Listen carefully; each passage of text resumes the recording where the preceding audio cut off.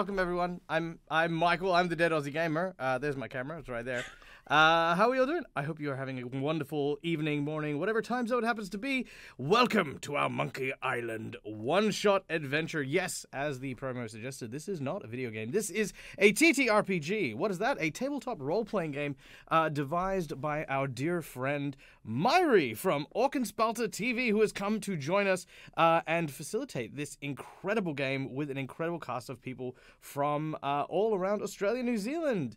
Welcome, Mháire. How you doing? I'm doing great, considering it's very early in the morning for someone like me. Yes, it's very true. Very true. It is. We're playing across time zones again, Michael. It's sad and great at the same time that we have to set up such complicated ways to finally game it together. The sacrifices you make for us. Well, we love having Mháire here, and we love being over with the people over at Orkenspalter. And guys, if you do get a chance to, I've always recommended, no matter where you are in the world, if you speak German or not, go check out Orkenspalter TV. These guys are an incredibly entertaining group of not only journalists for the gaming industry, but also they play amazing games. They do TTRPGs. They play games like The Dark Eye, Dune. I'm trying to get through this. Shadowrun. Come on, Michael, you can do this. And you can do it. We believe in you. Warhammer Fantasy RPG. And yes. And Maury's got a gun under the desk, like, name them all. Like, Written on his leg. They do so much stuff. They do so much stuff, and it's all freaking amazing. And honestly, like, Mháire's community is one of the kindest and most welcoming communities I've ever had the pleasure of coming to. I've even had entire streams where the chat has translated German to English for me while I've been watching. So yeah, that's these guys are amazing. So definitely go and check these guys out. I'm gonna give a shout out just over here. In case you can't tell, I am actually under my desk. So commands will be sparse, but there they are. Yeah, so go give them a follow right now. Go do that. But of course, Mháire is not the only superstar we have here on the channel today. We have, of course, none other than my dear friend Robert Hartley, GM, underneath me down there somewhere. G'day, Rob. How you doing? I'm doing very well, thank you. I'm having a hard time keeping this monocle in my face. I don't know how people with monocles do it. So, ladies and gentlemen, if you are a fan of ours who does wear a monocle, please send in advice on how to wear a monocle. You have to look really surprised, and then really angry. Look shocked. Oh yeah, and then you've got to poignate something that you're about to say by cleaning your monocles for an obnoxious amount of time before putting it on, and then giving the explanation. There you go. Beautiful. Lovely. You've nailed all three monocle uses. That's my introduction every time. Fantastic. Next up, of course, we have playing Captain Kate, our dear friend G of D, aka Gem, who had joined us multiple times here on the channel on a few of our charity streams and more. Gem, welcome in. How you doing?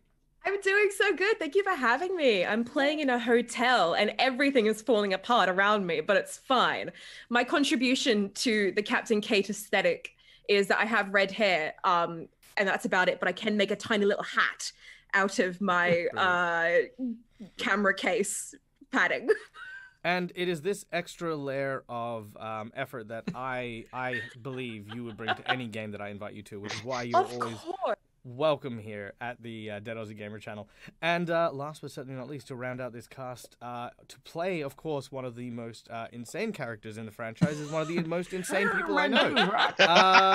Very cool. People, like I remember when I first met Tom. It literally looked like someone had written his profile like from a castaway island.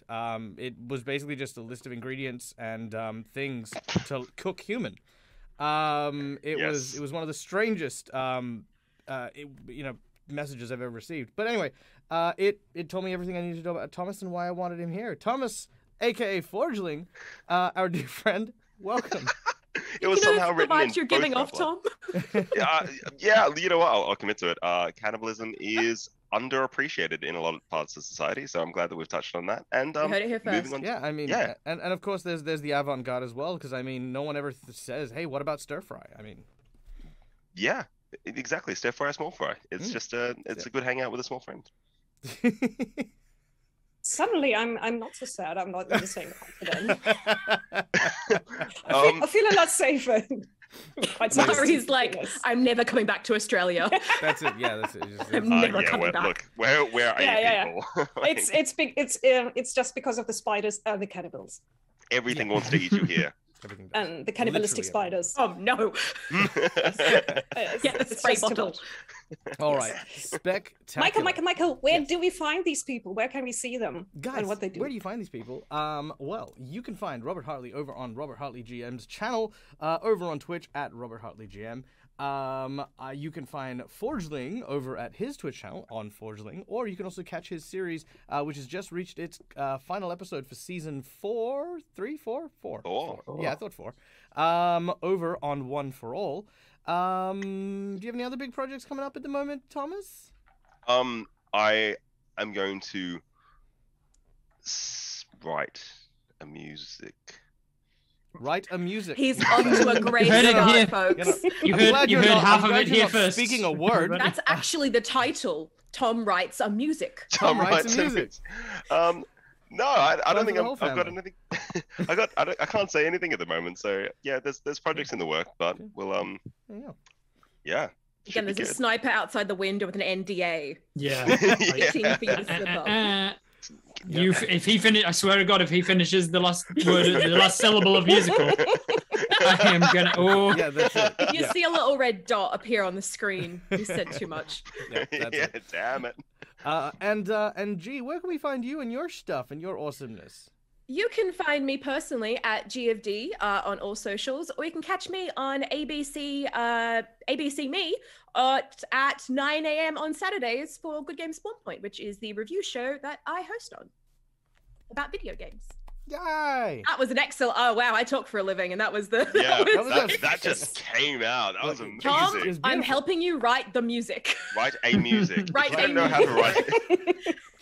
Not the music, a music. Let's not be too Singular. Specific. Yes. When you get to be as talented as I am, words just come like. Yeah. Like what? Like what, Tom? What do words come like? Like finish a sentence you start. The stream has been on for 9 minutes. That's for amateurs. Okay. Only amateurs finish sentences. Yeah, they don't know what they're talking. Leave the audience wanting more. or a whole lot less. Or less. All right, I'm leaving. I'm leaving. I'm out of here. Okay. Mháire, yes. you take over. Michael? The stream is yours. Have fun. Yeah. Okay. Can you please leave and let Mháire take over? Yeah, I'm out of here. From the void under his desk. Yes.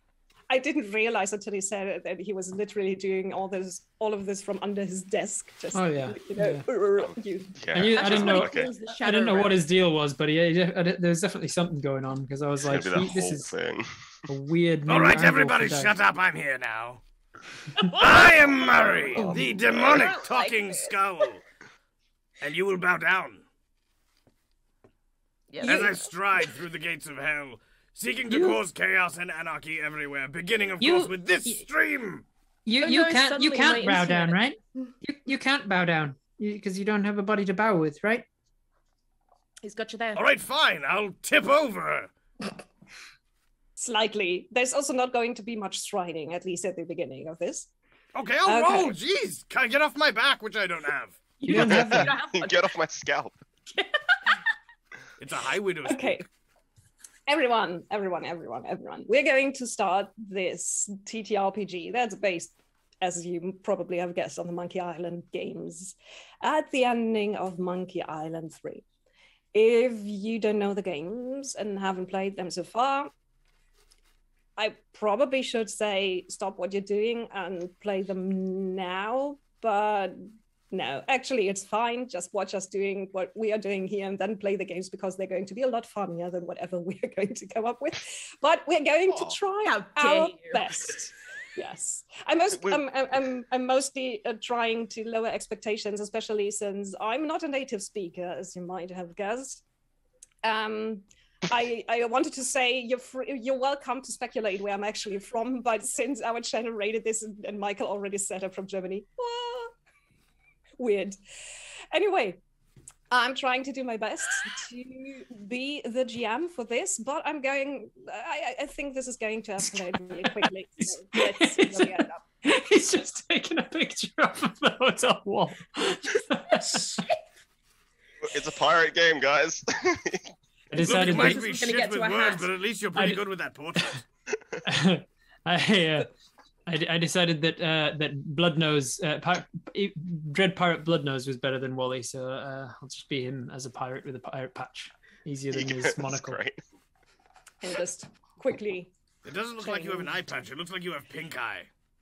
Yeah, I was thinking it looks like I've been to the doctors. It's a hospital bandage. I don't have black paper, okay? How dare you not commit to the realism of Yes, listen to Captain Kate and her saucy hat. Yeah. Thank you. How can you lower I've your got the expectations? feeling that everyone is expecting you to take the scissors to your seat and just cut something out from your probably very expensive chair. Okay. We're going to start at the end of Monkey Island 3. So if you haven't played these games who are now 25 years old, the third one, no more, I think. Gosh, we're getting old. I'm getting old. Sorry, not speaking for anyone else. Well, spoilers. There's an explosion, and we're going to start right with that explosion.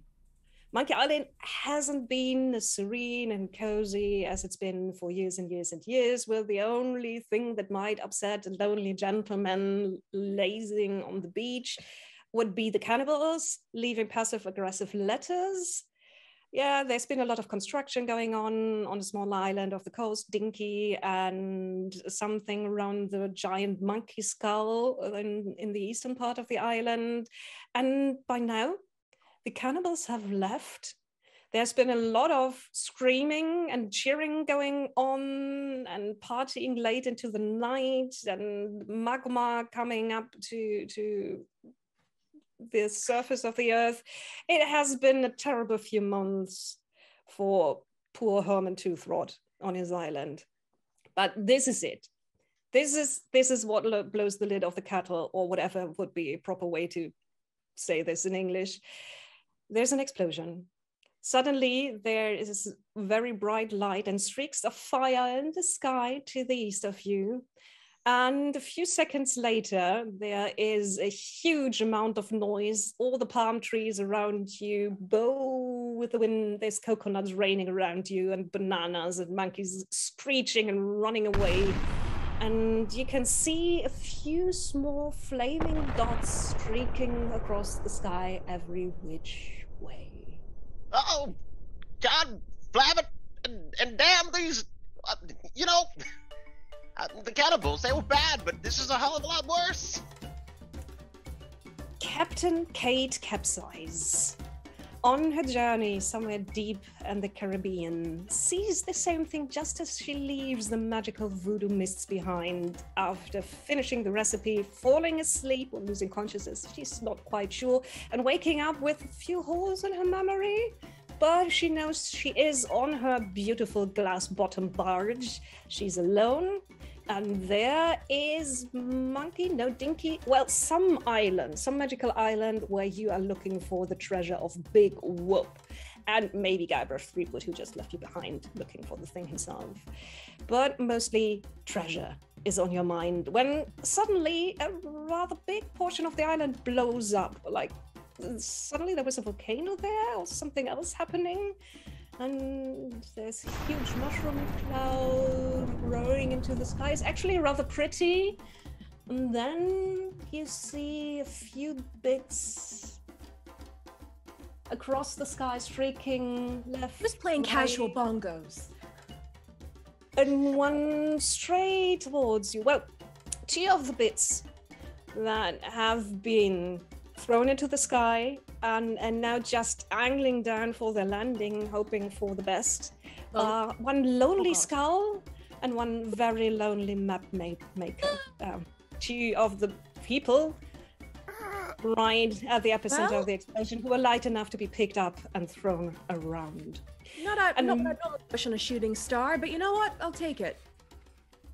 A shooting star comes straight for you. You've heard that when the cannonball makes a straight line, that means it's going to land right where you are, or somewhere just on the line between you and the cannon. Right. And you think you can hear it cursing faintly. Watch your language. There are ladies present. Well, Murray had the strangest feeling when he was picked up by the blast, thrown through the candy cotton machine, which created a whole sticky mess at the back of your skull. And then you flew through the sky, which was actually rather nice. There was a nice breeze going through your eye holes, cleansing up a bit, everything. And then you see a ship beneath you, and you've got the feeling that this is going to be the place where you land. There's only very little things you can do to change your trajectory. Basically, just a little bit wiggling around, and you wiggle left, you wiggle right, and then with a big squelching sound, you hit the shoulder of Captain Kate capsize, and the hot sugar that's coating the back of your skull immediately solidifies and bonds you to her jacket. It's quite hot too. Ooh. Okay. Could ask next time. Buy a girl a drink first. Jeez. Quiver in fear, foolish mortal, for you are now the housing for the evil, the demonic, the vicious rapscallion of the Nine Hells, Murray Murrayson. It was a long walk to get to that name, but hi. Hey, yeah. Hi. Hi. So, you come to this part of the ocean often? That's your opening line? Look, I've heard worse. So I feel like I've got a few gaps in the memory here, so I have to ask. Talking skull, that normal for these parts? Well, I mean, if you mean normal for the evil, villainous members of the crew of the dread pirate LeChuck, then yes, okay, there's a few of us here. But if you aren't, then no, I am completely unique and an original villain, one whose might is far beyond your mortal comprehension. I like you. Okay, well, you're on my shoulders now, so let's just kind of keep the evil talk down to a healthy level. I've got money to make here and no time to chat. Around your ship, your beautiful glass-bottom barge, which allows you to look down to the sea floor. The waters are awfully nice and clear around Monkey Island. You can see the wrecks of other ships that have landed here. There's one that's pretty new. It seems to have hit with a giant boulder. Wonder what that was, what happened here. Then suddenly you can kind of guess what happened here, because big things and medium-sized things start landing around your glass-bottom barge in the ocean, causing one splash after another, as bits of painted cardboard, a little bit of a steel rail, and something that looks like a wheel of fortune start raining down around you. Ooh, please don't crack. It's almost like having a glass-bottom barge was a bad idea, structurally speaking. Looks cool, kind of useless. It splashes all around you. You're suddenly very drenched. It doesn't do much to change the tight hold of the sugar clump that is bonding the skull to you. I really like this coat too. Yes, but then it's over. And then one last tiny thing, and you think it might be a candy corn, comes down and lands right in the middle of your barge. You know anything about this? There's the obligatory second of calm, deceptively, and then it starts cracking. God damn it. Can't have anything nice these days. And a few seconds later, the glass-bottom barge is a no-bottom barge and begins to travel downwards towards the other ships. Oh, my insurance premiums! Gonna be through the roof. Quick, grab a bucket! I'm going! Oh God, okay. Hey, you could help. Oh, wait, no, you can't. You're a skull. Never mind. Don't worry about it. I'm a great supervisor. Look, that's something. I'm gonna start searching for anything to kind of pathetically get the water out of my beautiful ship. This is we could roll on that, but that would be.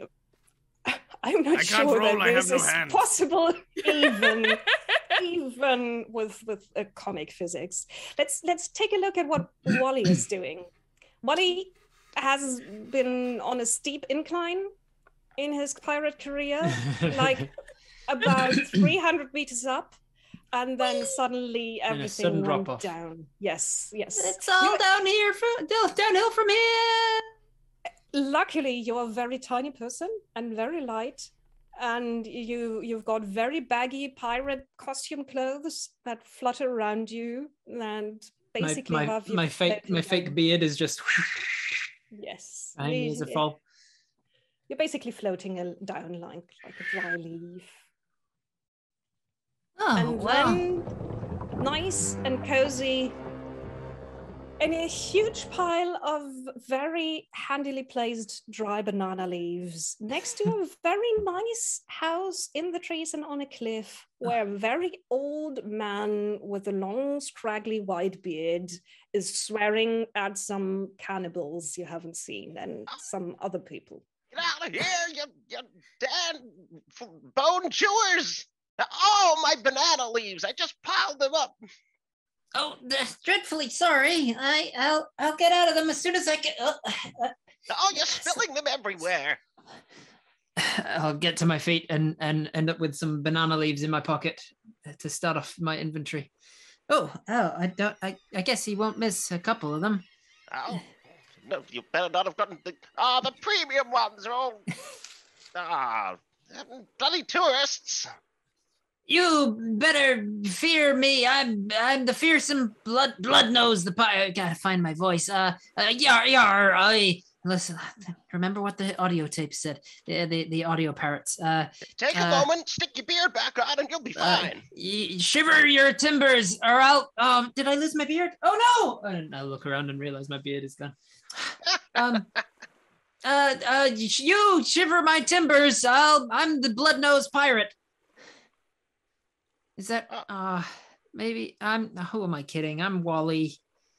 I'm a cartographer. Right, you're a what? I'm a cartographer. I make maps. Why do you call? Oh, you're one of them ones. You can read and write. Yeah. I can read and write. As long as I've got my. And then he lifts up his eye patch and he's got a monocle underneath. As long as I got my monocle, I can see. An even smaller monocle underneath. Thank you so much. It's monocles all the way down.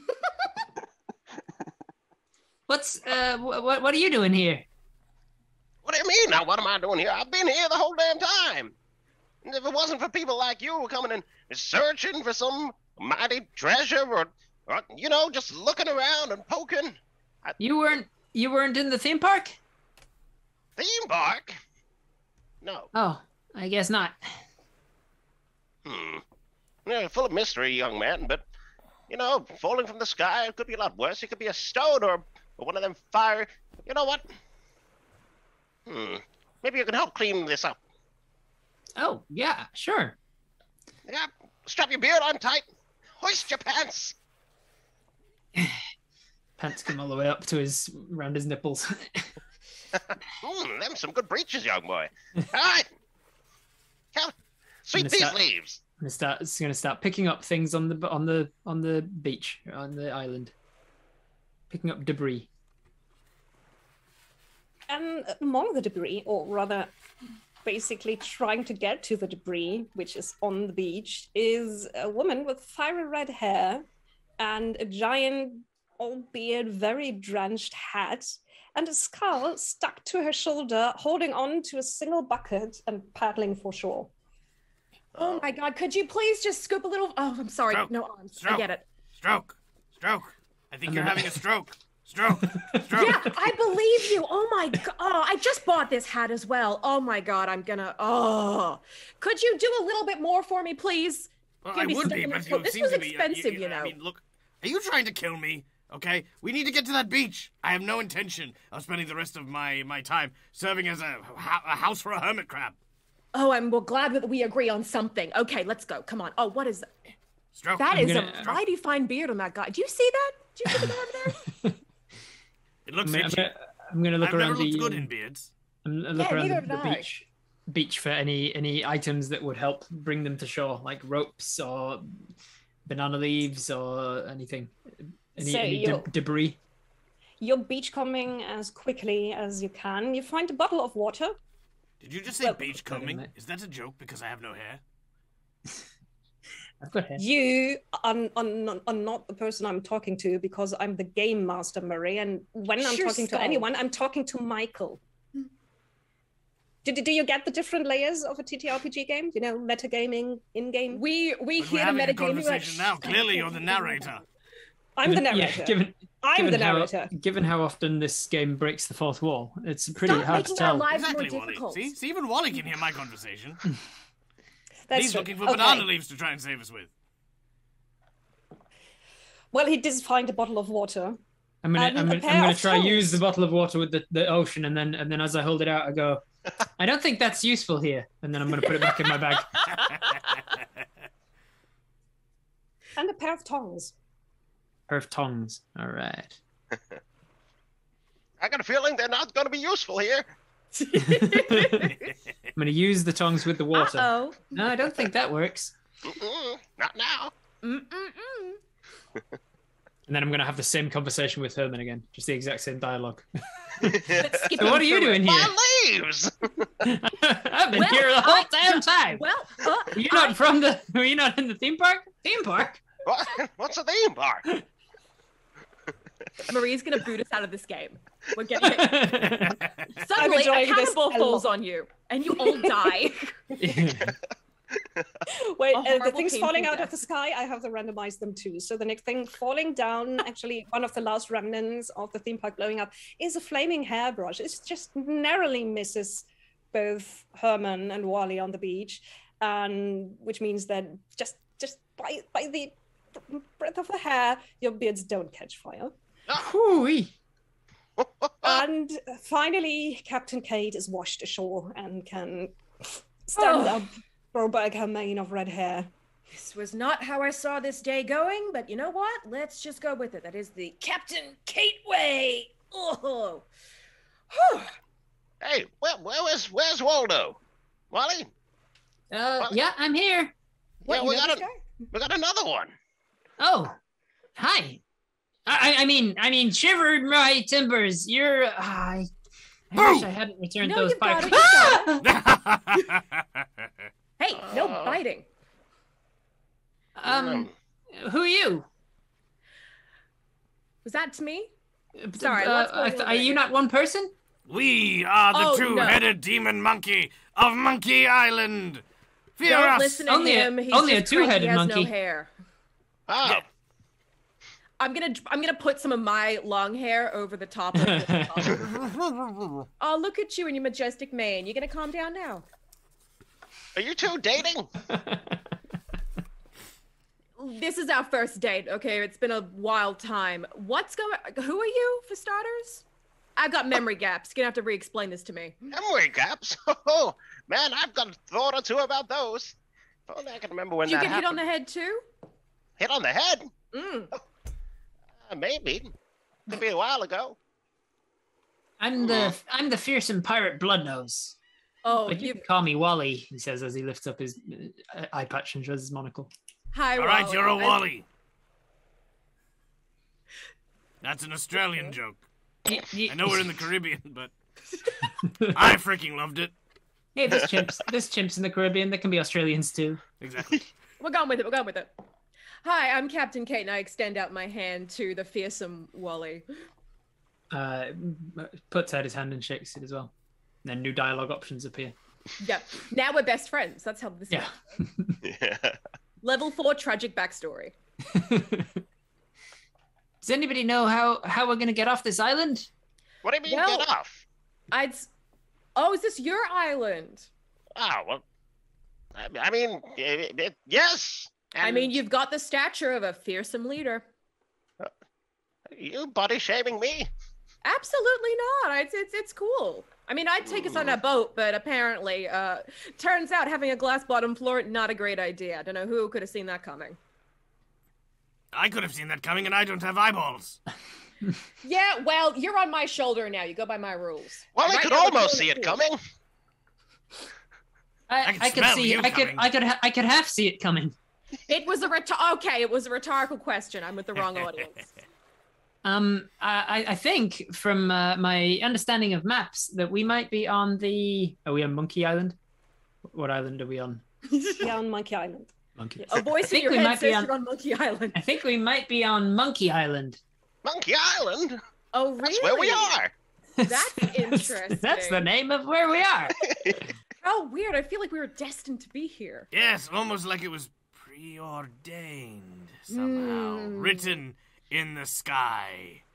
Be careful. I feel like if we question this too much, suddenly something will appear and kill us all. Yes, like actually looking up as much as you can, which basically means that Captain Kate has to roll her shoulder a little bit forward. Don't worry, hang on, up we get. I'm going. Downward dog. Use the. You don't see any writing in the sky to your disappointment, but Captain very Kate's nice back bends. swirly clouds with one big hole where the giant mushroom cloud used to be after the explosion. But as Captain Kate straightens back up, what you see is a single monkey coming out of the jungle towards the beach, just walking along on all fours, looking left and right, looking pretty bored for a simian on an island where it's not supposed to be and where there also was a giant explosion that should have frightened the wildlife. I feel like that monkey with definite radiation poisoning has got something to do with this. I also just don't trust him.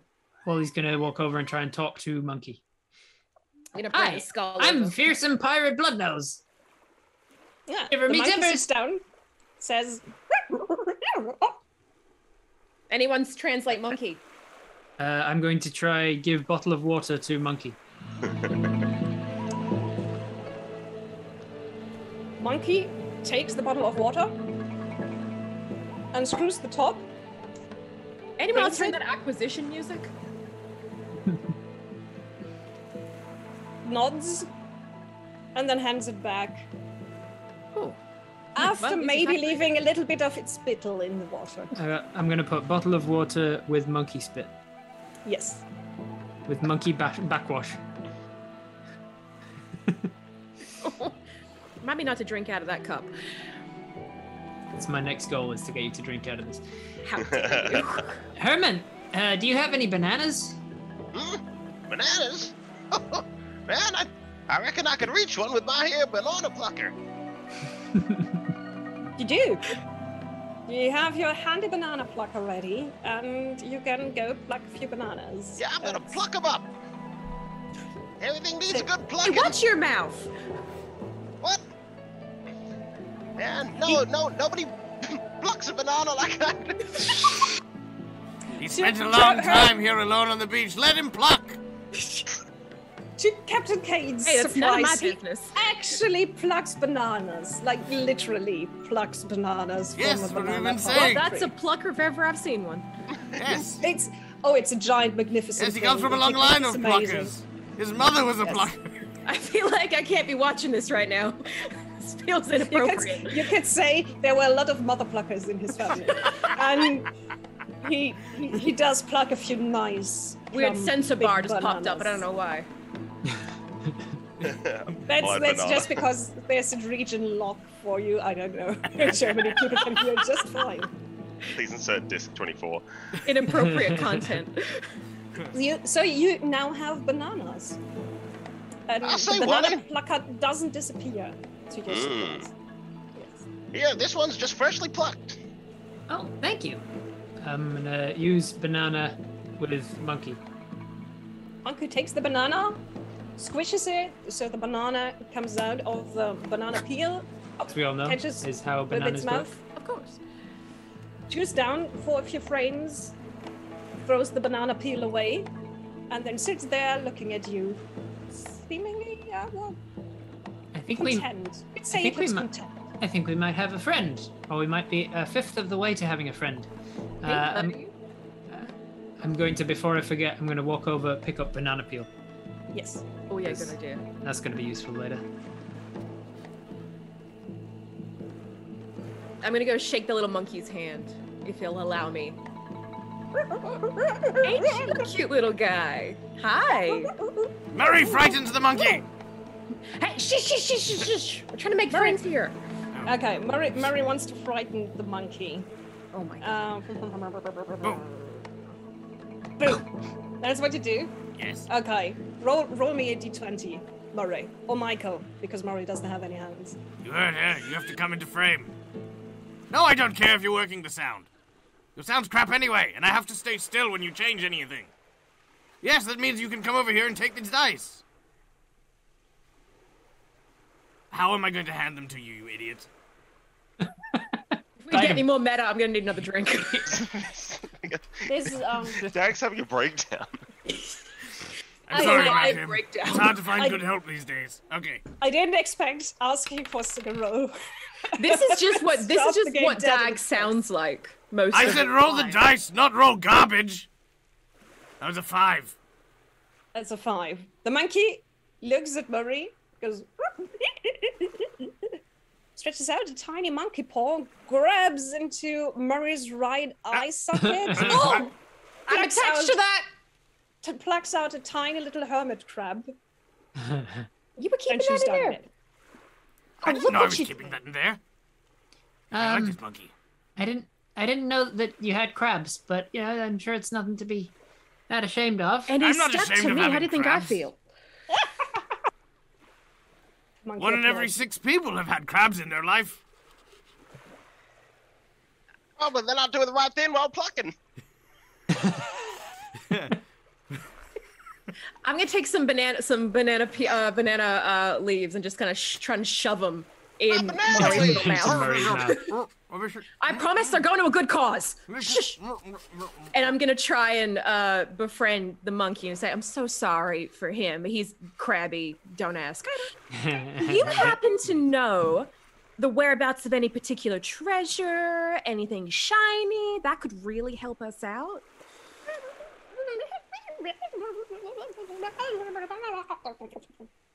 Anyone here speak monkey?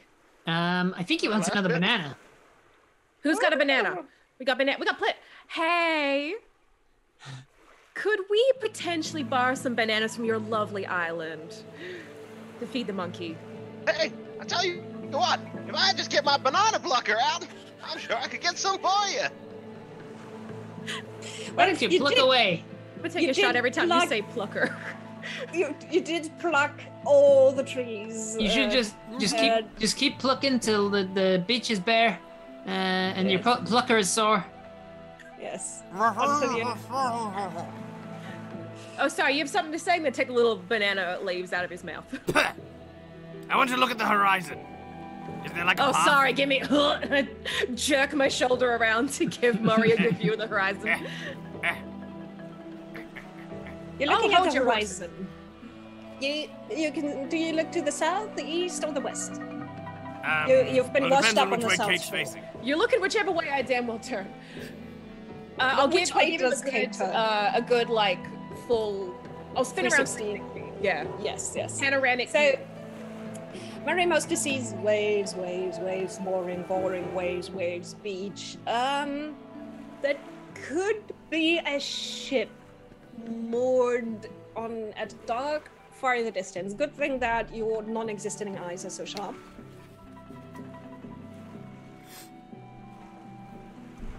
You see anything there? Can I And just- there's no reaction at all to the ship. It's okay. Well, I don't know. Maybe. Oh, Sorry, I'm thank getting you very much, Tom. I see a ship in the Oh distance. wow, it's so vivid. If we could get a signal, maybe we could signal the ship to get us off this island. I'm gonna try and. I use monkey with ship. Can I pull out my diving helmet? I'm gonna try and like angle it toward the rays of the sun and bounce the light off of the front of my helmet. Yes, Captain Kate capsized. Pulls a diving helmet out of her very nicely tailored jacket. That's And- drenched. It tries to angle it very well. The thing is, you don't know whether it works because you have to be on the boat to see whether you can actually see the signal, but you're doing your best. I might set fire to we it. should- Let's see. We should have a look around the island, see what other areas there are besides this beach. Before we move, I figured it out. I know how to make the monkey friends with us. I'm going to, while Kate is looking out at the horizon, I'm going to look around. Ow, ow, See ow, if ow, no one's ow. and see if no one's watching me. Then I'm going to tip my head a few times, without Kate noticing, and drop some maggots in her hair. Then I'm going to get the monkey to groom Kate and eat the maggots from the hair. Okay, so you can strike the maggots from your inventory list. Yay! No more maggots in Can't tell Mháire. this is working or not, but I'm really focused on this task and nothing else. And give me another roll, Murray, or have anyone else do it. And if Michael's not available, maybe someone else will roll for Murray. No, Michael is available, or at least Michael's hand. Very nice. You know dice have double digits when you roll a d20, right? Sometimes, about half the time. Yeah. You're a cartographer, not a math nerd. Yeah, that's why I said about half the time and not 55%. I got a 4. Thank you! It's a long time coming. Good. Murray rolled a 4, and his attribute for doing anything that involves charm is a 1. Well, it's better than his speed of 0. So Murray tries to get... Hey! What are you doing? And it's... The monkey looks at you. Hey, monkey, look. There's some juicy grubs in here. Yum, yum, yum. Yum, yum, yum. Oh! The monkey comes up and starts to grab around your eye sockets, under your jaw, inside your nose, trying to get at the grubs that you've mentioned. But What did you say? Nothing. He just seems to like you. Do I notice? Does Kate notice the maggots? yeah, you do notice the maggots that someone put in your hair, or that you maybe picked up while you were swimming, but why would that happen? My God. Oh, that is disgusting. Oh my God. Did you do that? Was that you? What? I don't have any hands. How would I put anything in your hair? I don't know. You're a talking skull. Oh, that is disgusting. You have a tiny maggot between your fingers. It wiggles around, and you can swear you hear a very tiny, tiny voice going, Oh, that is so off-putting. I'm gonna put it in Murray's eye socket. I have a maggot. I'm going to call it take Dennis. that. Oh God, they're making friends. But did the monkey climb up onto me?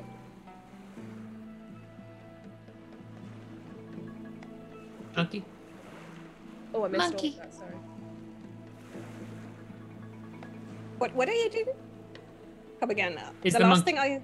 Is the Yeah, monkey up on Kate? Yes, it's still hanging from Kate's shoulder and trying to get grub out of Murray. Oh great, now I have 2 things on my shoulder. This is great. I'm just gonna start paying rent soon. Okay, well, Wally, I liked your idea of going to look for things. Maybe you can just bring the monkey with us, seeing apparently I have a new companion. Yeah, I'm gonna head to the left of the beach. I'm just like dipping around with this 2 And creatures on my shoulders. Leave the beach into the forest or something or whatever. Yes, there is a Bloody path leading menagerie. into the forest, and pretty soon you come to a nice clearing where the path is splitting into 2 ways. One is going over a small bridge made out of a fallen tree over water, and the other one is going deeper into the jungle.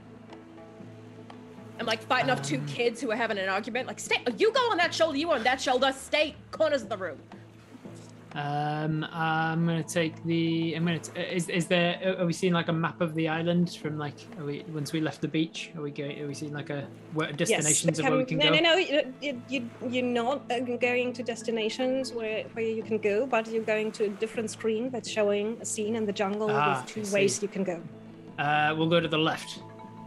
You go to the left, and you come to another place where the way is forking.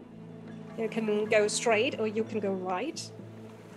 There's a few flowers around and a statue of a smiling elephant. Is it a statue of a smiling elephant, eh? I'm going to try and interact with the elephant. I'm going to look at it, examine.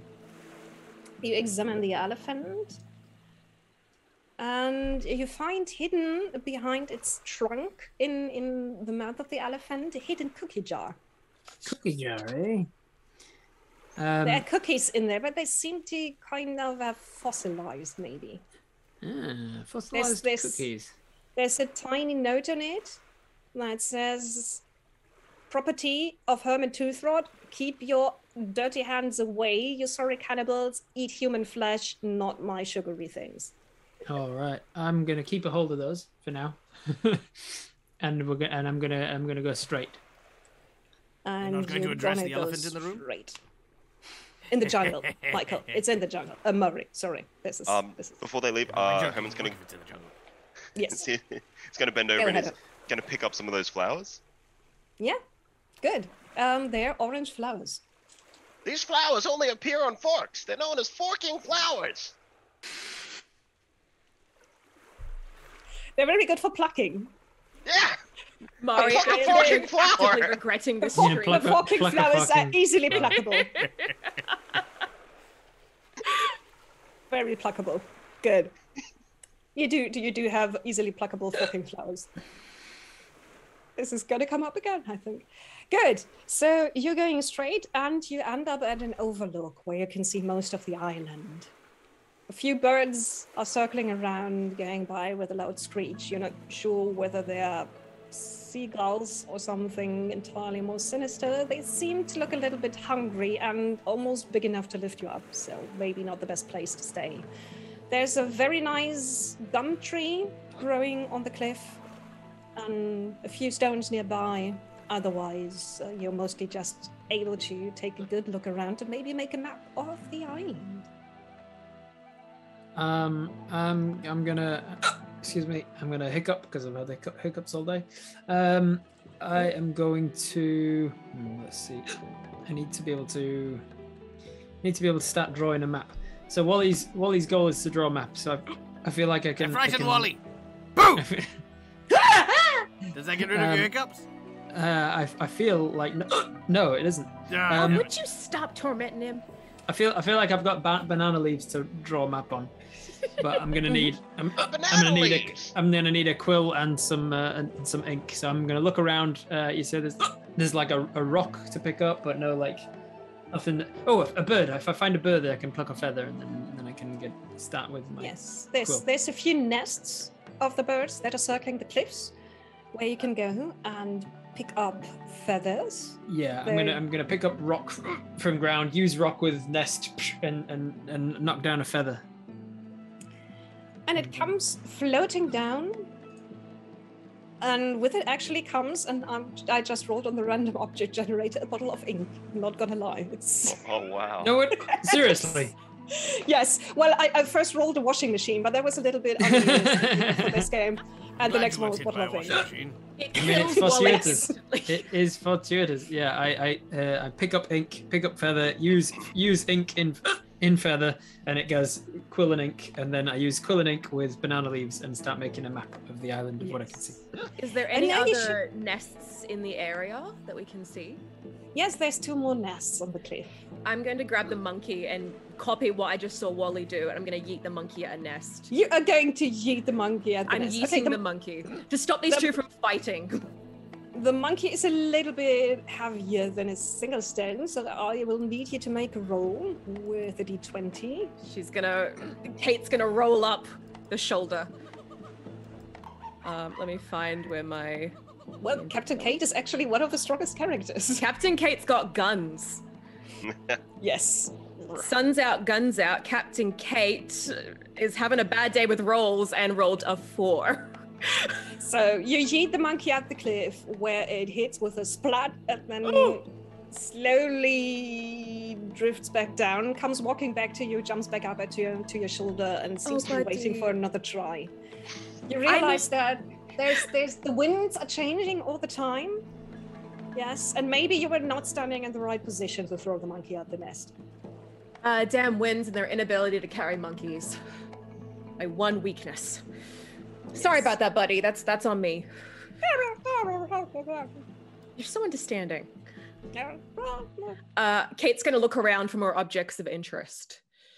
For more objects of interest. Well, you can see a small man who's lifting his iPad all the time, trying to scribble a map down on banana leaves, which, well, to your surprise, is actually very accurate, very well made. You find a key lying under a rock that you kick over, and a stick.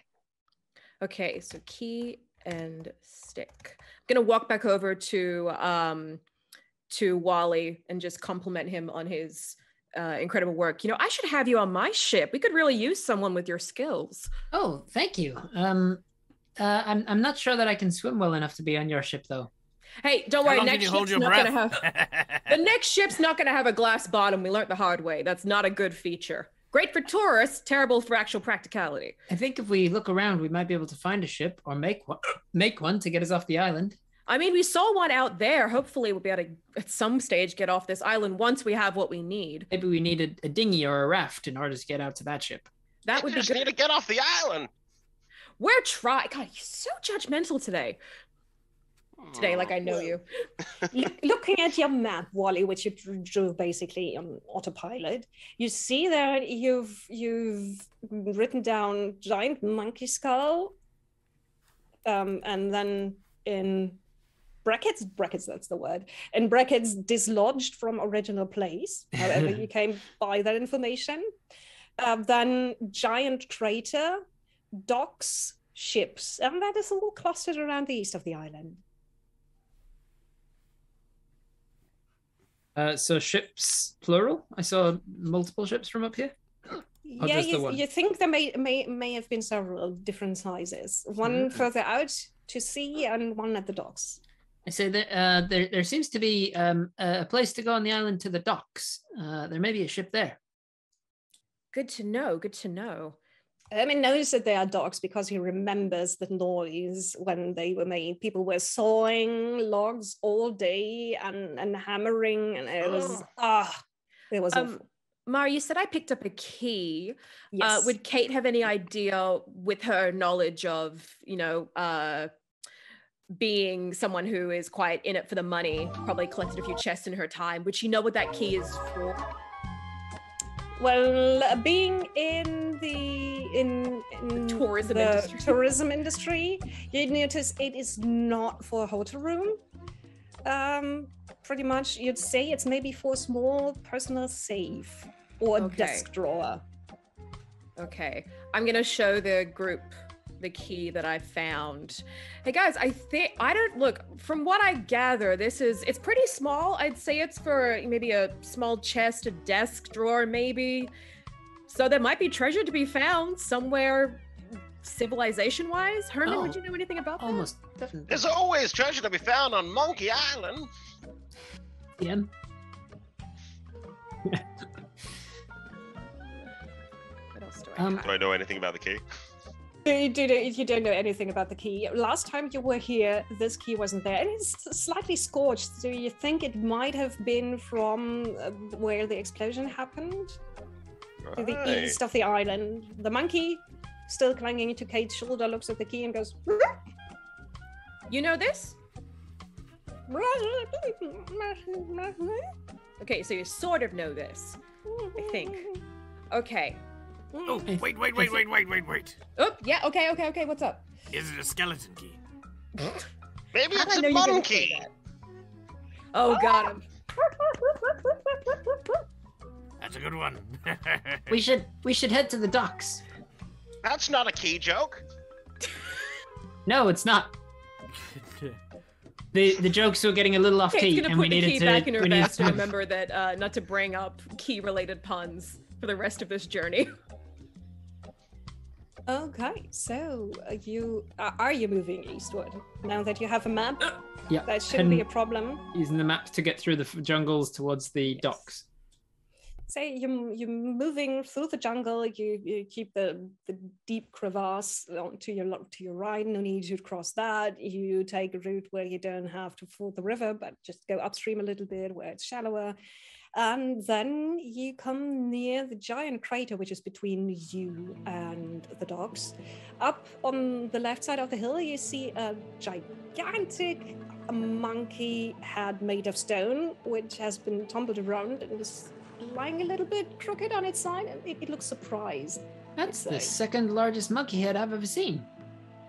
What was the first? The second largest is on Melee Island. No, this is the second largest I've ever seen. I'm not Guybrush. I'm Wally. Who's Guybrush? I'm gonna look at the monkey. Is that you? Oh, the likeness is very insistent that he is not Guybrush. For some reason, it seems to offend the monkey. This is like a reverse Spartacus situation. I am not Guybrush. And what you see down there in the crater is lots of skeletons digging and looking through the rubble. And one single person wearing a slightly singed and very droopy costume of a cartoon dog. Hey, that's that $2 goofy that tried to sell me on a freaking carnival game. You can hear a few voices wafting up on the wind towards you. Hey, Kate. Lean over a little bit. Oh, I'm going. Oh.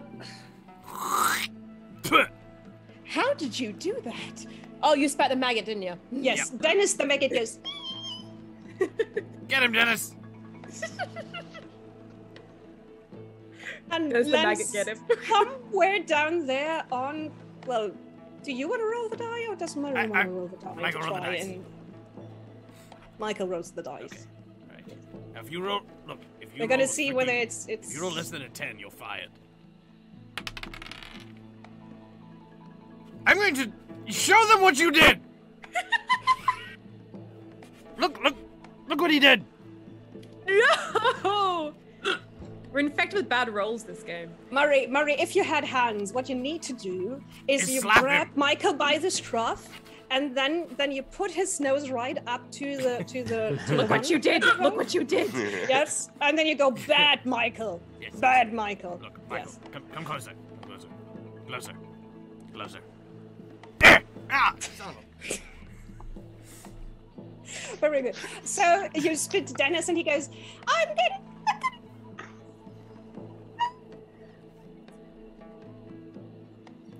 Deep down in the crater, you see a deep reddish glow, as if there's still fires burning, or maybe there's magma, and the last thing you hear of Dennis the maggot is tiny and a sizzling sound, then he's gone. Well, it was a good idea. I'm a little sad now, to be honest. Yeah, that kind of bummed us out. We had a bond. I found out he was saving up for college. And you spit him out like so much trash. Well, better than the monkey. That is true. There's a few more maggots crawling in Kate's hair that she hasn't realized are there yet, so maybe you can go make another one. Nom. So, Herman, you see what people have done to your lovely island. This is... You're not sure if it's better or worse than the atrocity of a theme park that they built here. First they come, then they don't leave, and then they do this. I say these skeleton boys, I'm not a big fan. I guess it's time to pack up and go.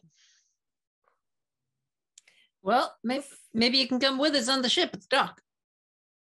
Oh, you mean the key? Yeah, down at the quay. All right. Yeah, go down to the dock. Why didn't you say so? A few of the skeletons have noticed that there's people arguing, talking, maybe just existing and splitting maggots everywhere on the cliff above them, and start looking up, pointing bony fingers at you. Oh, that can't be good. Or they're waving. Yeah. One of them goes high, slightly surprised, and another one gives him a smack at the back of the head, which dislodges the head and have it roll downhill. And then the rest of the skeleton goes just looking around for its head, which it's lost. Wally's going to talk to skeleton people. Yes. You there? What are you doing down there? Oh, look at the tiny guy. Hello. Have you lost your parents? I'll have you know I'm a fearsome pirate bloodnose. Oh, best of us ye what you're saying. Our little man, yes. Swatch, buckle. Look at the little guy, isn't he cute? What can we do for you? Can I borrow your shovel? My shovel? Why would you borrow my shovel? I need the shovel to shovel. You know, this is basically what you do with the thing. we're gonna have to distract him in order to steal a shovel. We don't know why we need the shovel, but we definitely need to distract this guy so that we can steal it. Yeah, we're not easily distracted unless you've got rhythm. That's the one thing we skeletons can't resist. If there's a good beat or song or something, like a very good hook, maybe a bridge or refrain, something like that, I'm gonna. Otherwise, we keep a keen eye socket on our things. What are you digging for? Dig off and like grab her. Did you say a beat? Is that what you said before? Yeah, so they can dance to it. Yes. Kate is gonna just very slyly just duck off of screen, and with her diving helmet and sword, just start like doing a little jig, a little tapping. Yes, sword and diving helmet, the cowbell of the sea. Basically. With like backing, little backing vocals by Mháire as he sings sultry tunes. Okay, Mháire, do you have some sultry tunes? I have the feeling we've got because I do know that Tom can sing. I think we've got the rules. Oh, there we go. We're gonna have a little band. I don't know. I can't sing. No. We got to do singing in the round. Although I feel like that's a different group of pirates. And then in the leg background, bone's connected to the head bone. Head bone connected to Kate's shoulder. Hey! Yeah, the skeletons start to bob slightly up and down. It's a little bit stretch. Yeah, it's a little bit. It's concerning. Their bones are scratching together, and it makes a little. I'm gonna try percussion. I'm gonna try to pick up shovel, and then I lean down and I go, I can't reach it, so I'm gonna use pair of tongs on shovel, and then I'm gonna reach down and pick up the shovel. No, they're distracted. Yes.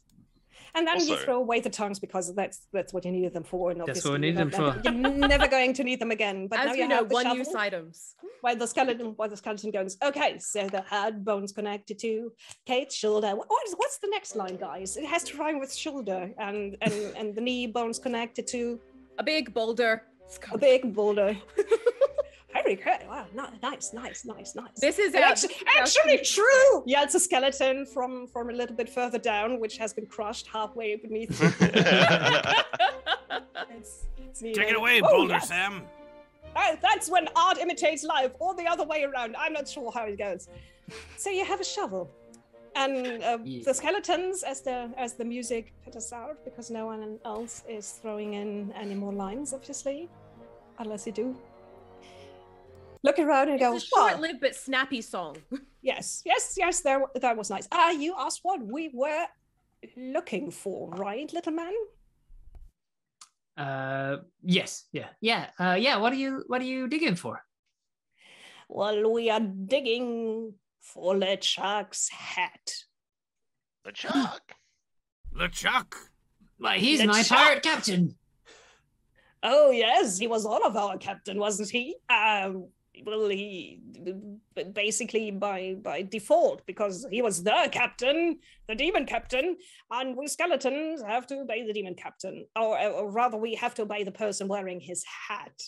That is the magic that he used was binding us to his hat, which interesting. Well, it seems like the hat was either we have two theories, or rather Dinky Dog has two theories, and he's adhering to one of them quite strictly. Either the hat was thrown away like all the right things in the carnival by the explosion, or it's still down there under the rubble. That is why we dig, because we're better at digging than at looking around. Just out of curiosity, do you know what the hat looked like, or are you just specifically about big hats in general? Well, it was a very big hat. It was black. It had feathers on it. Yes, feathers are very important. Hey, Wally, just out of curiosity, just kind of out of earshot. And there was a bandana. There's a bandana that goes with the hat. And then there was some jewelry. What do you call it? A hat pin? No, not a hat pin. A hat pin is for ladies. LeChuck was no lady. LeChuck was LeChuck. Let's put it like that. LeChuck was just. I guess he's the genderless blob of his own. No, he wasn't a blob. He was a magnificent demon flame. LeChuck was, and And I guess you transcend gender once you go demon. Once you're a zombie pirate demon, yeah. Yes. He was an undead ghostly zombie pirate demon. He Kate checked all the boxes. Kate's got her back turned and she's really angry that she's got the big hat part of the equation, but nothing else. Yes. In your logbook, it says giant hat, bandana, hat needs to be black. There has to be a feather on it and some jewelry. Damn it. Well, Wally goes, use quill and ink with hat. And it's like, I don't think I've got enough. You have no jewels. This doesn't work here. Look at all these people coming to this place. Hello, guests and friends. And you go back to digging useless bones. Hello there. The person in the slightly singed, droopy dog costume is coming up to you.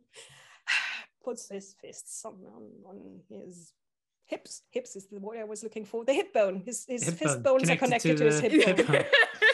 Yes. Is this person also a skeleton? No, it's actually a normal man. Excellent. Well, as normal as it goes. He's a rather unkempt man with a slightly bulbous nose and droopy eyes, looking at you out of the shadows underneath the giant puffy dog snout that's part of the costume. I'd say I try and play a game with you good people, but all the games have blown up. What are you doing here? And he claps the giant dog hands. Pause. Hi there, I'm Captain Kate, and this is my Talking parrot. Yeah, let's go with that. Hi there. And I extend out my hand. The monkey probably extends out his hand. I am Dingy Dog. Welcome to, well, what is left of our fun park. And this is an unusual parrot you have there. I could swear I've seen that parrot before, haven't I? No, I've just got one of those skulls. It's just his thing, we just, don't worry about him. I kind of look down do you know this guy? Yes, he's a complete and utter bork. Great. Well, and I'll just go around and introduce the crew. But kids, and he looks at Herman, who is like, if you have kids here in the spectrum, then Herman is all the way out of the frame over there. And is it so kids? This is a dangerous place. You can't stay here. I don't think you can stay here. Off you go. Off you go. Stay safe. See, look, we would love to, but we've got some business to attend. Actually, we were wondering if you know anything about treasure, a way to get off the island, maybe both. Well, Dingy Dog is going to be the one and only purveyor of ways off this island pretty soon, I think. One of the skeletons comes up. Dingy Dog, sir, we found this. He turns around and it's a slightly dented soup bowl or something with a flat rim. It might resemble a hat if you squint and are very short-sighted. Also, basically, for Wally, it might be a hat. For everyone else, it's obviously a soup bowl. And Dingy Dog smashes it from the skeleton's hands, which means he also smashes the skeleton's hands. All the tiny hand bones, all the phalanges go tick, tick, tick, tick, tick, tick, across the rubble around you. No! That is not a hat! Are you stupid? You also brought me lots of heads, heeds, hoods, whatever. I don't even know what heeds are, but I need a hat. I need LeChuck's hat, or they're not going to respect me, and I can't command the ship. Now, everyone. No, good little lady. What was her name? Kate? Captain Kate, that is so cute. You want to be a captain? Herman. Grab the bone and throw it. Trust me. Herman's gonna reach down for bone. You reach down for a bone. Someone's gonna grab a Press bow. X to reach for a bone. You grab one of the flanges and you realize that to create a bone that anyone would actually notice when you throw it, you basically have to play a jigsaw puzzle with them, because I roll jigsaw puzzle. And the next thing you pick up is actually a toy soldier, like a tiny tin soldier. That's just a hard one. He's going to pocket that one. Yes. But there's lots of bones around you. Granted, they're still attached to living skeletons, but you might be able to snatch one of them. Oh, no, the one I that don't was think smashed. I should do that right now. No, the one that was smashed, the one that's on the floor. But only the hands. Those are the fingers. There's just the tiny finger bones. Yeah, here you go. I mean, okay. So you can pick up like 2 hands full. I actually said Handful. 2 hands full. These jokes write themselves. Comedy gold, people. Not intentional. I don't think I should do that right now. Wally is going to pick. Wally's going to pick up dented bowl. The hat that I have in my inventory, You have that a wouldn't be dented bowl. convincing enough, would it? As is. What do you have in your inventory? I didn't get that. Sorry. Where is our inventory, by the way? I remember you saying it somewhere. I can't find it. Oh, I can link it again. It's Google Doc. Oh, that's why. I'm gonna put it in the chat again. Thank you. I was searching the chat for it and I forgot that it was from a secondary thing. I'm gonna do a relocate before my laptop dies. Okay.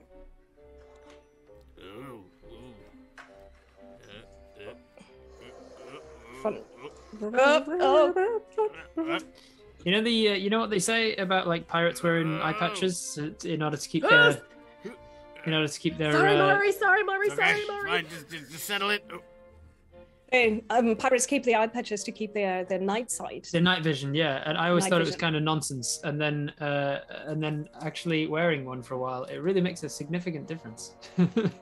It genuinely does. Everything is a lot brighter when you take it off. Well, pirates didn't know their stuff, I think. So I always thought it was just a myth that came about from the fact that a lot of pirates would have just lost their eyes to shitty hygiene and lots of fighting of, it's not like they had a lot of medicine and they're out at sea and they would have gotten a cut on their eye from a various battle or whatever. And then, but no, apparently it is actually a genuine thing. I think if your eye is hurt badly enough that you're going to lose it with the sanitary thing going on the ship, the chances that you actually die from it are also very high. So, yeah. Look at me. We can die because our eyes aren't there. Just a joke they used to play. They just cut out one of their mates' eyes. Like, oh, you guys, you got me. You idiots. Oh, you got me with the old eye cut out. The old eye gouge.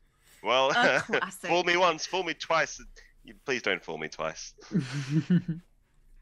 I'm afraid what you're going to fool me with a third time.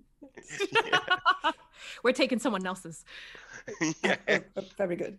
Okay, so Wally has picked up a dinged up soup bowl. Ding bowl. Ding bowl. Herman, it's not getting better. Herman did pick up a lot of tiny bones, and Captain Kate Capsize is rummaging through her inventory. What were you looking for? I'm trying to see if they probably wouldn't be able to be fooled by that. Trying to see if this hat can, at a glance, pass for this hat that they're looking for. What you do have a gorgeous big hat. I do. Thing is, it is green. We need it to be black. We need to put my feather.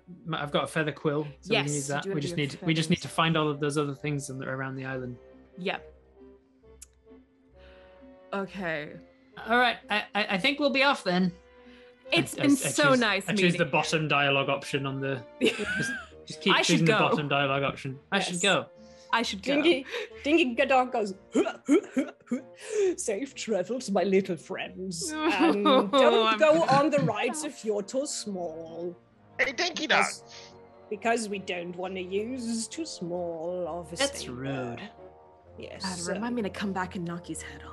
So I what? Sorry, what we're saying, little lady? Didn't say a thing. You know me, just little lady prattling on. Oh yes. As girls are want to do. Want me to guess your weight, little lady? Oh, I'm good. But your company's just been delightful. Let's go, guys. Goodbye, little friends. And keep digging! Screams at the skeletons. Once we're out of earshot, I'll just repeat that we need to find these things. So what do we need? Wally, you've got those feathers, right? And ink? Yeah, I have a quill and ink. Okay, so what else do we need? We needed jewels? Who knows what this jewelry and a bandana. Jewelry and a bandana. Not a banana. Oh, damn it, we've got so many of those. You guys need a banana plucker? No, Herman. Your banana plucking skills, I assume, will come in handy at a later date. No one needs to be plucked just yet. Oh, okay. Is the key word there being just yet? For the after show. I'm going to open up the map again, and I'm going to select Dock. And you end back up at the crater because it's between you and the docks.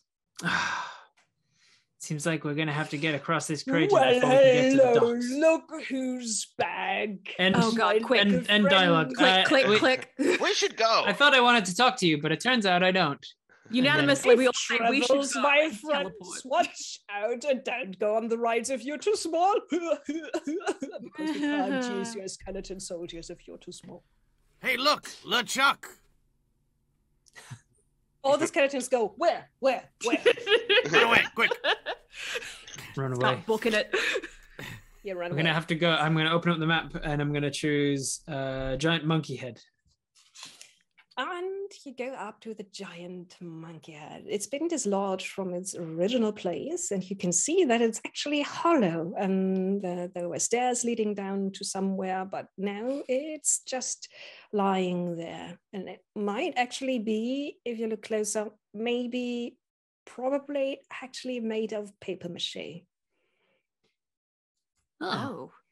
Just very well painted. This is a lot larger than I thought. I'm gonna investigate around. A lot more hollow. You realize that the giant monkey head has landed on something. You think it might have been one of the huts of the cannibals. Most of the cannibal village has had to make room for the fairgrounds. But one of them, probably one of the cannibals who was sick of the other cannibals and just wanted to live away a little bit, nice and quiet up on the hillside, built their hut there. And remnants, bits of the banana leaves, which most of it was made of, are strewn around. And the first thing you find is a wooden spoon.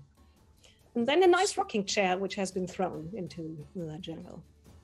Wally picks up the rocking chair and then there's like an awkward animation as he kind of just like stuffs it down into his pants. Turns and smiles at the camera. Is there anything around the room that Kate can see where this little key might belong? No, you not on first glance. You look around and you find few surprising things. Okay. One of them is a bottle of mouthwash. I'm gonna pocket that. Yes, it says extra strong for when you have to get bits of your neighbor out from between your teeth. And a feather duster. The feather duster, okay. Feathers. I'm gonna show it to the group and just show off what I've got, and then also have a really awkward animation. She shoves it into pockets of her coat. The feather, actually, as she shoves the feather duster in. Actually, animations Is that a feather duster in your pocket, or are you just happy to see me? Oh, I'm always happy to see you. There's little Tickly's little invisible nose with my feather duster. I want to see if you sneeze maggots. That's you. Whole shoulder goes out. Oh! As I sneeze, you actually also notice that I have a gold tooth. Rages back. Well, if we don't get any treasure out of this, I'm selling that. Selling what? Why don't we use the feathers from the feather duster with your hat? Good idea. And I've got mouthwash. If any of us have terrible breath and/or are cannibals. I don't think we should use that right now. Or ever. Yeah. Hey, never say never. You don't know how long I'm going to be here for. Justin Bieber wrote a good song. Narrator in the sky. Well, Herman Toothrot doesn't want to use the mouthwash. But he had a good idea with the feather duster, you realize. Once you combine the feather duster with your hat, just walking a little bit, stapling things together. Don't worry. With feathers. We don't need to know where the stapler came from. You have a really nice, poofy bit of feathers coming off. We're definitely getting there. Brim of your hat. Yes, that's one step closer. Do we still have your hat is still green and the feather duster is pink. Yeah, we need black. We need to make it black. So I'm thinking soot. I'm gonna look around the area we're at to see if anything is if there's a fire anywhere, or there's like firewood or a gunpowder or anything like that. What you see is... Oh, in fact, I've got gunpowder. I've just realized. So, I'm going to look around for wooden things. In fact, fuck it. I've got a wooden spoon and a rocking chair. I just realized. Oh, I've got some. I'm going to use... All right. And we need... So what I'm going to look for is a fire pit. That's all we need now. I just need a stone circle somewhere. Do we have a shovel? Do we have that shovel? I've got a shovel. Yes, you still have the shovel. And what you do find is a pair of reading glasses, which are very thick. And it seems like the cannibal living here was very short-sighted. All right. Reading glasses, thick. Herman, you remember one of them. That was the least obnoxious of the cannibals. Darren. Yeah. Darren, he was almost nice. Glad he's gone. You've got something to remember him by, and I shake the little mouthwash. There's a bit of a lemon, though. Yeah. Yuck. What would I use this for? Swishes around and smells very, very intensely. It's like a little perfume. I don't think I should use this yet.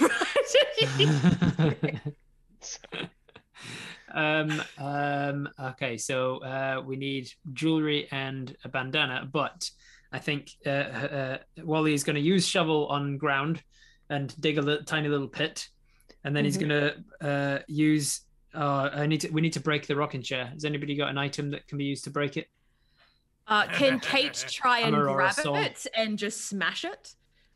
What do you want to smash it against? Wally! The wall. Smash it against the wall. No, I guess don't be mean Give him the chair. So, do you want to smash it against the wall of the hut made of banana leaves or against the paper mache? I didn't realize it was banana. Okay, yep, no, never mind. I'm gonna bring the whole place down. I'll tell you what, you need that thing broken up. Yeah, we do, yeah.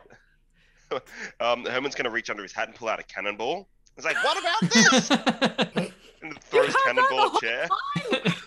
Use cannonball on chair. Smash the cannonball down on the chair, which holds for a second and then goes splat. Just every bit going another way.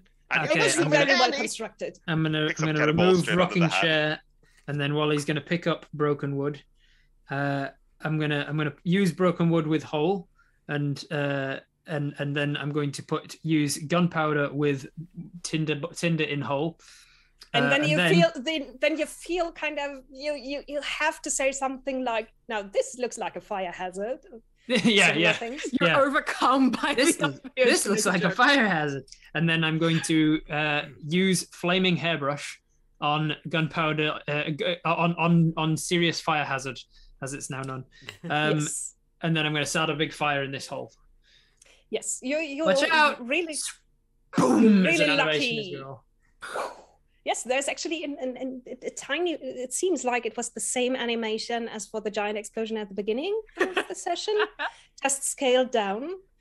Everything is blown back a little bit. Hair and beards flutter. The monkey goes eek and climbs back up onto Kate's shoulder, holding on to Murray for dear life, just with his tiny fingers going into Murray's eye sockets again. Kev's got valuable maggots in there. Of me! Get your filthy paws off me, you damn dirty ape! Yeah. Nice. Well done. And the remains of the chair burn down to soot amazingly fast. It seems like the wood on this island has just some weird properties. Pick up ash use ash on Kate's hat. And again, you feel like you have to comment on this and say, I think it's too dry to work as a paint. I think it's too dry. Use bottle of water with monkey backwash on ash. No, you look at the bottle of water with a monkey spit in it, and you feel like this is not viscous enough. This won't work. This feels like it's too wet to be used as a paint. And put it back in my pockets. Maybe I should piss on it. This is that was the first draft, and then the censors at LucasArts were like, maybe I should spit on it. Yeah, maybe we'll change that to spit. Monkey makes grabby hands towards the bottle. Use bottle of water with monkey backwash on monkey. He takes another sip and hands you back a bottle with a lot of monkey backwash. It's a little bit more viscous now. You think you might use bottle of water with a lot of monkey backwash on monkey? See if we can just get a bottle of monkey spit. Sips again, and you get a bottle of monkey spit. Bottle of monkey spit. Here we go. Right. Use bottle of monkey spit on ash. And you mix together a slightly pungent, well, color. It's gonna be great for you, Kate. I'm so looking forward to this. Use questionable smelling black pigment on Captain Kate's hat. And you produce black stinky hat with black stinky feathers. Black stinky hat with black stinky feathers. Mháire, be glad you can't smell. We're on the roll. What colors were those feathers supposed to be? Well, they're black now. Well, you didn't ask what colors the feathers were supposed to be, but you guessed that someone who was the ghost zombie demon pirate LeChuck was probably not using pink feathers. Yeah. Just a guess. Well, he did transcend gender norms, so maybe yes. All right, we now need to find jewelry and bandana. It doesn't seem to be this area, right? So unfurl the map again. What are the areas? What other areas we got? We got crevasse. Yes, you have a crevasse. We can go there. Where do you guys want to go? Other things? I mean, I think the crevasse is probably good this time of year. Why am I going southern? Kate's like fuzzing out in a weird animation. I'll choose crevasse. We'll go to the crevasse. Okay, so you go back up the river, so you don't have to ford it, and then you go down into the crack. Crack was the word I was looking for. Crack. That's the word. Yes, and you come up to the crack, which is more like a canyon. It goes deep down. You see a little bit of movement down there. And yeah, of course, you dislodge a few small stones, pebbles that go down there. Can we see anything down the bottom that we can't reach yet? I think we are going to roll on that, and we're going to do that during a short break. Michael, are you there? Michael? Is there a Michael? Yes, he's been killed by Mháire. At the end I'm just teaching him a lesson about how laws of physics work with dice. Yes, we'll cut to break screen. We'll be back in about maybe 10 to 15 minutes. There'll be a timer. It'll be there. Grab yourself a drink. Remember, hydration is important. Otherwise, you'll end up looking like me. Mix a yellow and a blue drink together and get a green drink. Yes. Mixed drinks. Tell us what you find. Just don't drink mixed drinks with medication. All right, we'll be back. Sound advice. A lot in that bracket there. Yeah.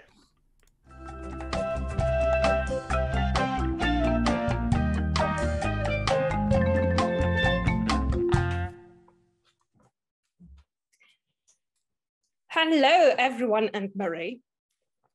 We're back from break, and I hope everyone is still around and you can hear and see us quite fine. And last we saw a ragtag band of people and Mháire and a monkey.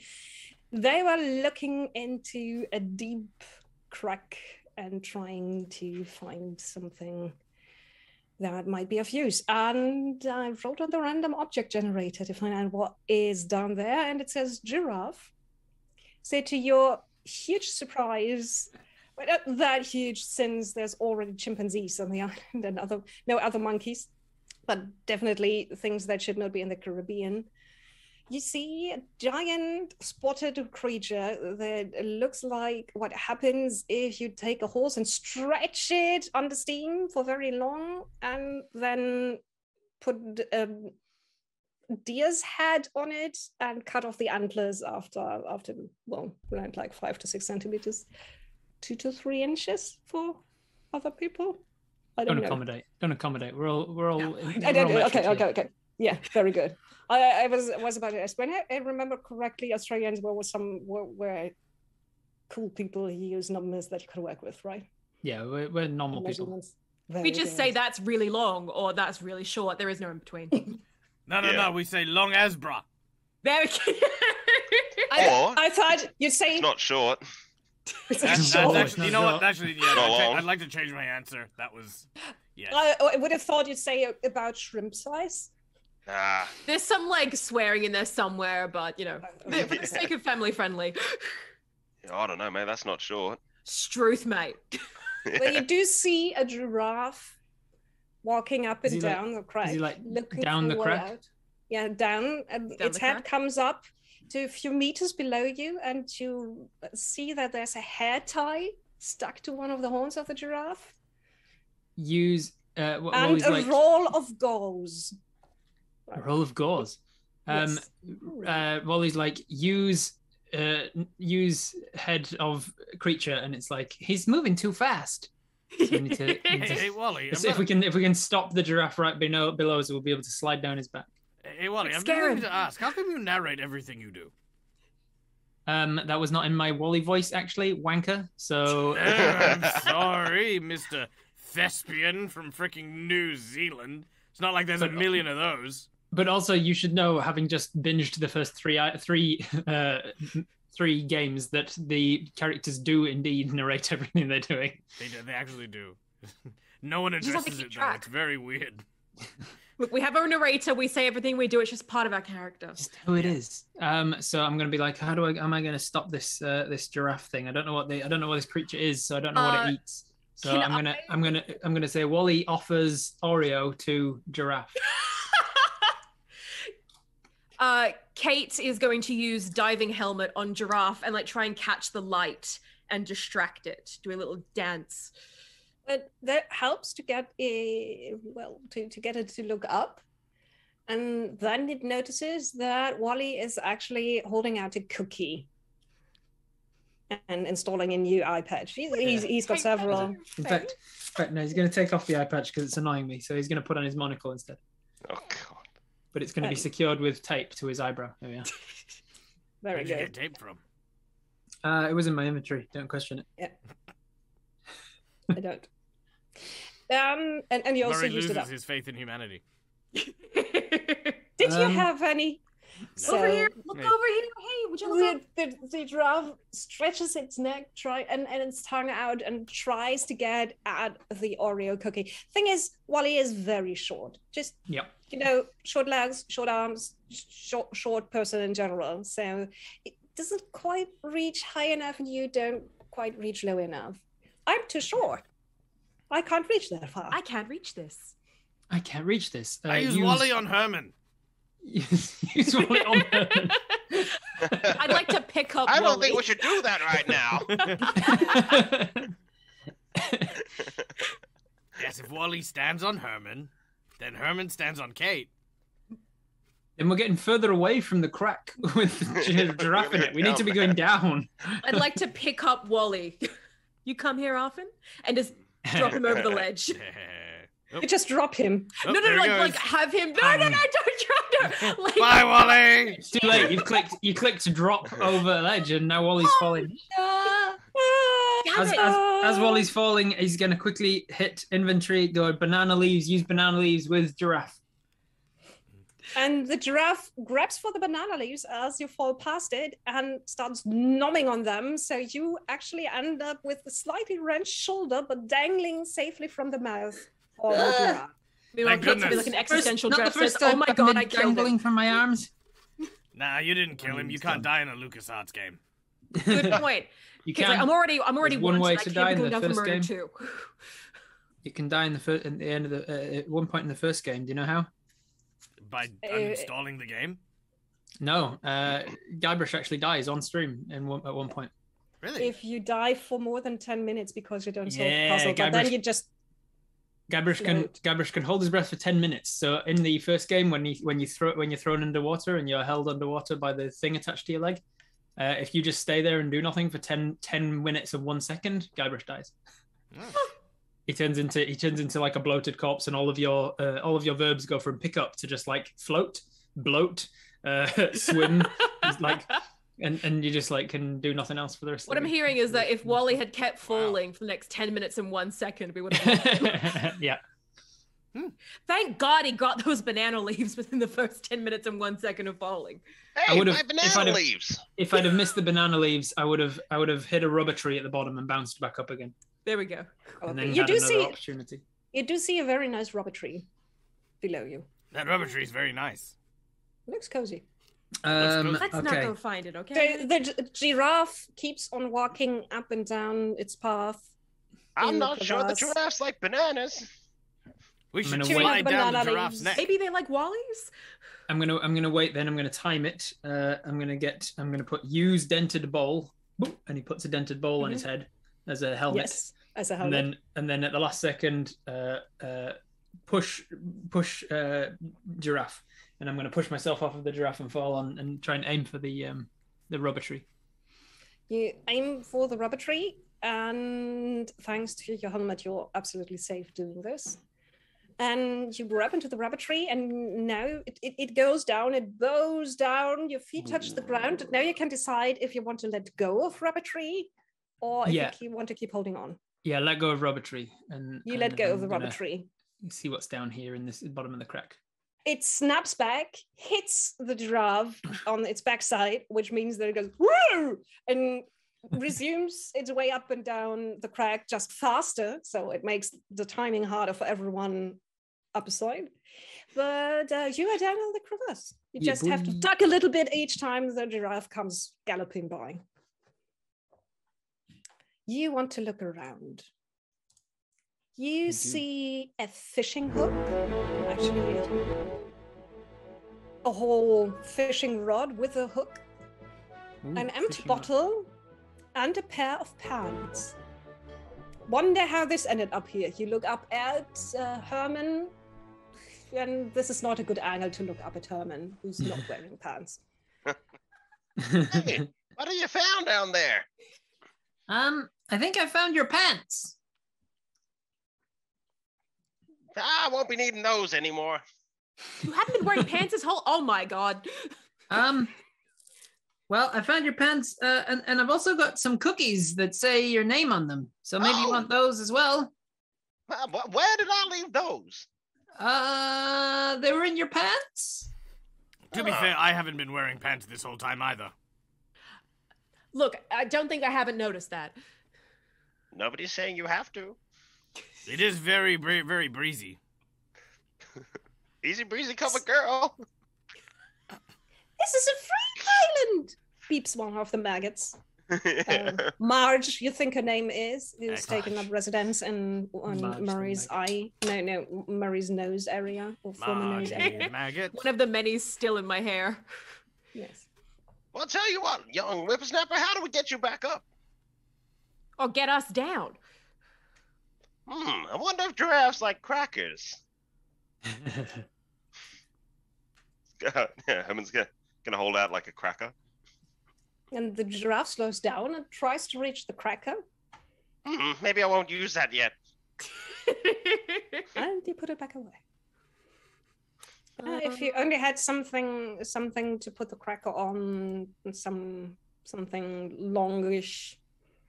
Could we combine, like stab the cracker onto my sword and kind of hold the sword out? Yes, you can. Yeah. Okay. I'm going to combine those two things. I'm going to extend the sword out to the giraffe and like wave it around a little bit. Slap a cracker on the blade. It's like just like being back home. And I'm going to wave it out. Here, giraffe. And reaches up and tries to get the cracker off your blade with its tongue. Oh, God. And be gentle. We're about to get a giraffe tongue. You think you might have a very short window of time where the giraffe stands exactly there before it hurts itself. What you do? It stretches more. Its animation becomes slightly ridiculous as its neck grows longer and longer and longer. Jump. So Herman jumps and slides down the giraffe's neck. We're gonna all jump in like a fireman pole. And you cruise down around and then down the back of Hang the on, giraffe. With what? It tries to follow you. Basically trying to turn its head around 360 degrees, which doesn't work, and then it just ends up bewildered. Shakes its head and trots off while you are down in the crevasse net too, with Wally. Oh my God, we are never doing that again. Holding pants and the fishing rod. Hey, you didn't tell me you had a fishing rod. Yep, I got a lot of things. Empty bottle, handcuffs, fake beard. What are you getting up to down here? Okay. Yeah, pants and handcuffs. You're a strange young man. That's the start of a good party where I'm from. And cookies. Like and cookies. Okay, so we're still looking for some. Any chance you got jewels down here? I seem to have everything else but the kitchen sink. I'm gonna look at map of Monkey Island, and I'm gonna see if any other part seems to have opened up now that we're down crack. Like, can we go from, like, if we go along the crack? You can go along the crack. You can follow the crack up and down. Is there going to be any other crevice or holes that we can try out? Yes. Walking up and down, you realize that you can't leave the crack on the map. But when you're really down there, suddenly there's one pixel where it says mysterious hole. Ooh, there's a hole in the crack. Yeah, we have to explore the hole in the crack. Yeah. Maybe we just spit on it first. Only if you've drank the green liquor. You used up the monkey spit. I'm sorry. You better watch out, though, because the gap in the map might be trapped. I'm going to investigate a mysterious hole in the crack. It is actually filled with water. It's a nice blue pool, a little bit of water rushing down, but you can see that underwater there's an opening. So if you can hold your breath, you might be able to swim down and dive through. Going in here, we're going to get pretty wet, but it looks pretty good in there. All right, well, jump in the wet hole then. I want your man who can hold his breath for 10 minutes. Captain Kate, you have protection, right? So you can go first. We diving in the hole? Yeah, but use protection. They want to have my diving helmet here. Diving helmet, yeah. That's true, you have your diving helmet. I'm gonna What do you think I meant? Helmet? You put your diving helmet on and for extra protection. Can basically just walk down there, and you see that there's hidden stairs under the water leading up through the hole in the back of the pool. And walking out of it, you find yourself in a cave with strange carvings and paintings on the walls.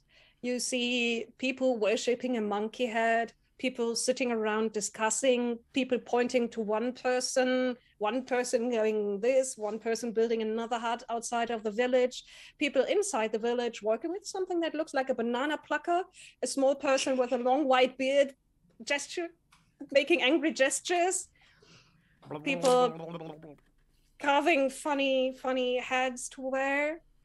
Few pictures of parties, and then the beginning of a picture of people arriving with and starting to build things. It looks a little bit like a loop-de-loop, and then the pictures end. And there's another opening and stairs leading up.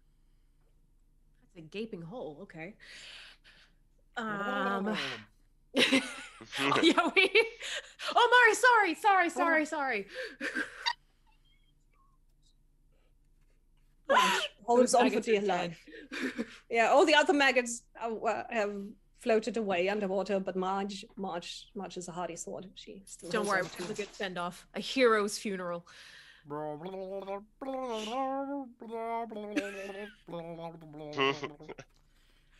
Okay, Yes. Kate. Do you Yes. go back and tell them, or do you just go and leave them behind? Oh, true. I forgot the rest aren't with us. Okay. Yeah. I'm gonna. Murray can't talk because he's. We had a cutscene, as is often on Monkey Island. We had a. Meanwhile, yes. out in the crack. And what did you do in the crack? I'm gonna go back and. Ollie and Herman are just eating some stale cookies from the jar. There's I'm gonna head back to the others and report on this gaping hole within the crack, and tell them what we saw. There's a path further down, but there's also like a bunch of murals and stuff. I don't know how reliable like it is for clues. You were there, but I feel like we should keep going that way. But you guys are gonna have to get across there, across the gaping hole. I don't see any other way out of this crack, so must be through there. Yep. Okay. I'm gonna jump in. You jump in and you can swim down. Kate, do you go back in too? Yeah. Murray and I will go back in. And what does Herman do? Herman's gonna. Sorry, did Wally take the pants? Yes. Okay, cool. All right. yeah, he's gonna jump on in as well. Yeah, we can share inventory. You can come up and grab pants from me. We could just wear a leg each. Yeah, there we go. Yeah, I think custody arrangement. Wally's already wearing pants. You can just have these ones. It's still realize. It's still an offer.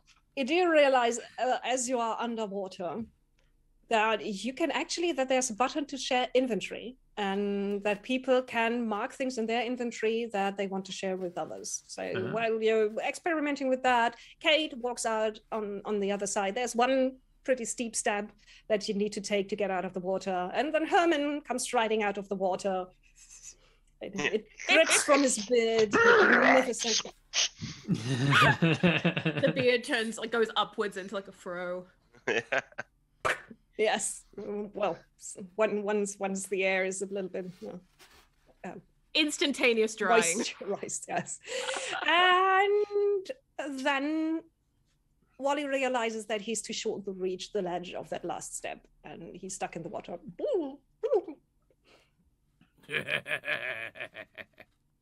Oh, don't be so mean. I mean, it's a bit funny, but like we can't say it out loud. Well, I'm sure I've got something for this. And he's going to reach under his hat, pulls out cannonball, puts it back in. I don't think you should use that right now. I don't think I can use that right now. Pulls out the banana plucker and is going to use it to try and reach down. You reach down and give him a good plucking. Yeah. You can pluck him from the water. Yeah. There you go, son. Pluck your banana. Ah, thank you. Oh man, I'm really wet. That tends to happen during the plucking. Common side effect of a good plucking. What is this show? That was planned. I think that's just the kind of emerging quality of this group. What happens to get a bunch of Australians on this? Okay, so we've got Wally. You are in the cave with the cannibal paintings, with the cannibal murals. And there's a few bits and bobs, tools and stuff lying around, a little bits of dried up, crusty paint, things. It seems like they left a few things behind when they left the island, things they didn't need anywhere else. Are there any paints that are still usable? You look around and you don't find usable paints, but you find actually a pretty nice teacup. Teacup, okay. A book of jokes. And stockings. Herman's going to run over and open book of jokes. Yeah, I just immediately give it off to Herman. This feels like your thing, buddy. I'll pick up the teacup and the stockings, though. Use book of jokes. His book of okay. Random jokes. The way that Monkey Island's written is that every time you would click use joke book in the inventory, it would tell you just another very quick joke, just like 100 times over. Oh, cute. Yeah. There's one in the game 2 where you've got a map and there's a guy who's going to take you around 3 islands, and every time you go onto his ship he says where to now, man, and then he pulls out 3 islands, and if you click anywhere on the map except for those 3 islands, he says we can't go there, man, that's the forbidden triangle. And then the next time you click, he says you can't go there, man, that's the forbidden square. Yeah. And then, you can't go there, it's the forbidden circle. And he goes on and on. And I both on stream and off stream sat there for about 5 minutes clicking, and he never repeats the same shape. I love that. He gets into like one of the ones that really tickled me was a side cut elliptical conical shape or something. They must have gone through all the different geometric shapes that they could possibly go. Did you and see it was the one incredible where how many ended up having to choose like what color Herman Yes. wanted? Yeah, So, that- which and he goes through every single color that he could possibly do. I did that Not quite. today. Okay. So you use book of jokes, and on the first page it begins: the past, present, and future walk into a bar. ...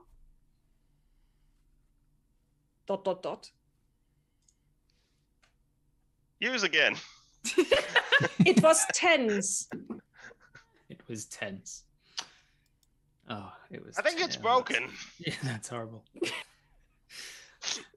horrible. You didn't I'm write gonna that one. remember it. It's the joke. What was it? Past, present, and future walk into a bar. It was tense. God damn it. It's not very good. Is my humor broken that I found that funny? I was like, joke book oh again. god, that's horrible. I'm gonna remember it. What happened to the magical Writing that tractor? down for later. Sorry, what was What that? happened? What? What happened to the magical tractor? It turned into a field. God damn it. Kate does give like a pretty big laugh about that. It's almost like a bit scary how funny she finds this. She's like doubled over. What's a tractor? That's a good question. I'll explain it to when you're older. Older? Older. Anyway, let's figure out these cave paintings. Examine cave paintings. Well, it seems like it tells the story of a group of people who lived on this island who had actually quite a good culture when it came to discussions. One person didn't agree with the rest, so they decided it was better if they lived apart, so they built a hut a little bit off.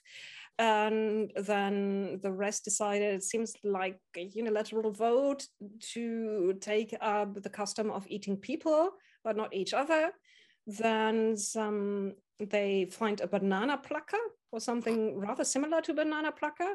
Then someone with a long white beard without pants shows up and argues with them about the banana plucker. Then someone else with a tiny blonde beard shows up and steals the banana plucker. And then people start building things on the island, and then the pictures stop. I look at home and go, oh my God, you're famous. Oh my god, it's got a banana plucker. You've got a banana plucker. Looks like a smart man. I wonder what these mean. So we still need a bandana and jewelry. Don't forget. Yes. So I don't have anything like that. So I'm going to investigate this. Oh, you've already checked this room for stuff, haven't you? Yeah, we found the teacup, the stockings, and the book of jokes. Oh, what color are the stockings? Yeah, I was going to say the stockings. Oh, let's maybe could be bandana-ish. Yeah. Like if you Investigate. I click investigate stockings. Oh yeah, they used to be white. Now they're kind of off-white. White Is there fabric. any? What was the bandana that we needed? It was red, wasn't it? Was it red? No, it just says bandana. Just said Oh, it doesn't say what. Excellent. I hold up. Like, do you reckon this passes for a bandana? It could be if you squint hard enough. Well, there's one way to find out. Yeah, good point. I'm going to combine stockings and hat and see if that works. See if it I don't works. think I can use this right now. You combine it, and what comes to mind is this looks a little bit monochrome. I'm gonna combine the stockings with the paint on the wall and see if I can get some color to transfer. Which part of the wall? The bit with the most color, I suppose. That is probably the one where everyone argues with the person with the white beard about the banana plucker. There's a lot of bananas. That's yellow. There's lots of different skin tones. The whole range from really dark to really, well, pale and white on the person with the beard. And I'm gonna say, Wally, could you transcribe what I'm about to mess up so I don't, ruin this key moment of history? Use quill and ink on painting, on wall painting. I don't think that's gonna work. No, you end up with something labeled archaeological drawing of ancient cave painting. Archaeological drawing of cave painting. Okay, so it's like, when in doubt, slap it on, and just kind of holds up the bandana, like smushes it against the wall. Yeah, the animation is like her cleaning a window. Yeah. Roll a d20 for me, please. Ooh, just to see how artful this ends up being. If Murray's handler has cursed me with bad dice rolls, I'm gonna cry. I'm looking at you, buddy. You're looking at you, buddy. Okay, that Kate rolled an 18. Yeah, you unfolded and you actually basically transferred the picture perfectly from the wall onto the cloth with all the little people, with all the background and the flowers, just, flipped around. Oh my god, is my true passion actually art? It ain't sailing. I'm what? Oi! Things worth. I'm not gonna dignify it with a response. This kid's gonna she's trying to think of a witty comeback for later. You fight like a cow. I can't wait till I think of something 10 minutes from now when it's no longer useful. Good. So it seems like you have not just a bandana, you have a beautiful, artful bandana. Excellent. I'm gonna add that to my. I'm gonna add that to the hat. And you combine it to have a stylish black hat with bandana. Look at this! And you feel obligated to say, all it's missing now is some jewelry. All it's missing now is jewelry. I don't think I can use this right now. It's still missing something. It's still missing something. Something's not right. Something's not right. Everything could use a little more bling. All variations of the same line as we keep clicking on the hat. Keep clicking it, see if it gives you a better hint as to what it is you're meant to do. And eventually there's all right, listen, buddy, you've done it enough. That's enough of it. It ain't ready. God, stop clicking on the goddamn hat. You need jewelry. Hat. What more do you want? You need jewelry. Put jewelry on the hat, damn it. I'm gonna keep going deeper into the hole. If I can get as deep into this wet hole as I possibly can get. Yeah, the see if it comes out around there. It becomes tighter and tighter towards the back, and then you find stairs leading up. Use stairs. And you find yourself back in the jungle. Huh. Next to the statue led out here. Next to the statue of a smiling elephant. Animal, Jenny. Is it the smiling elephant or is it a different one? Okay. And it's a llama. A smiling llama now. Definitely inspect smiling llama. Inspect which part of the smiling llama? Llama.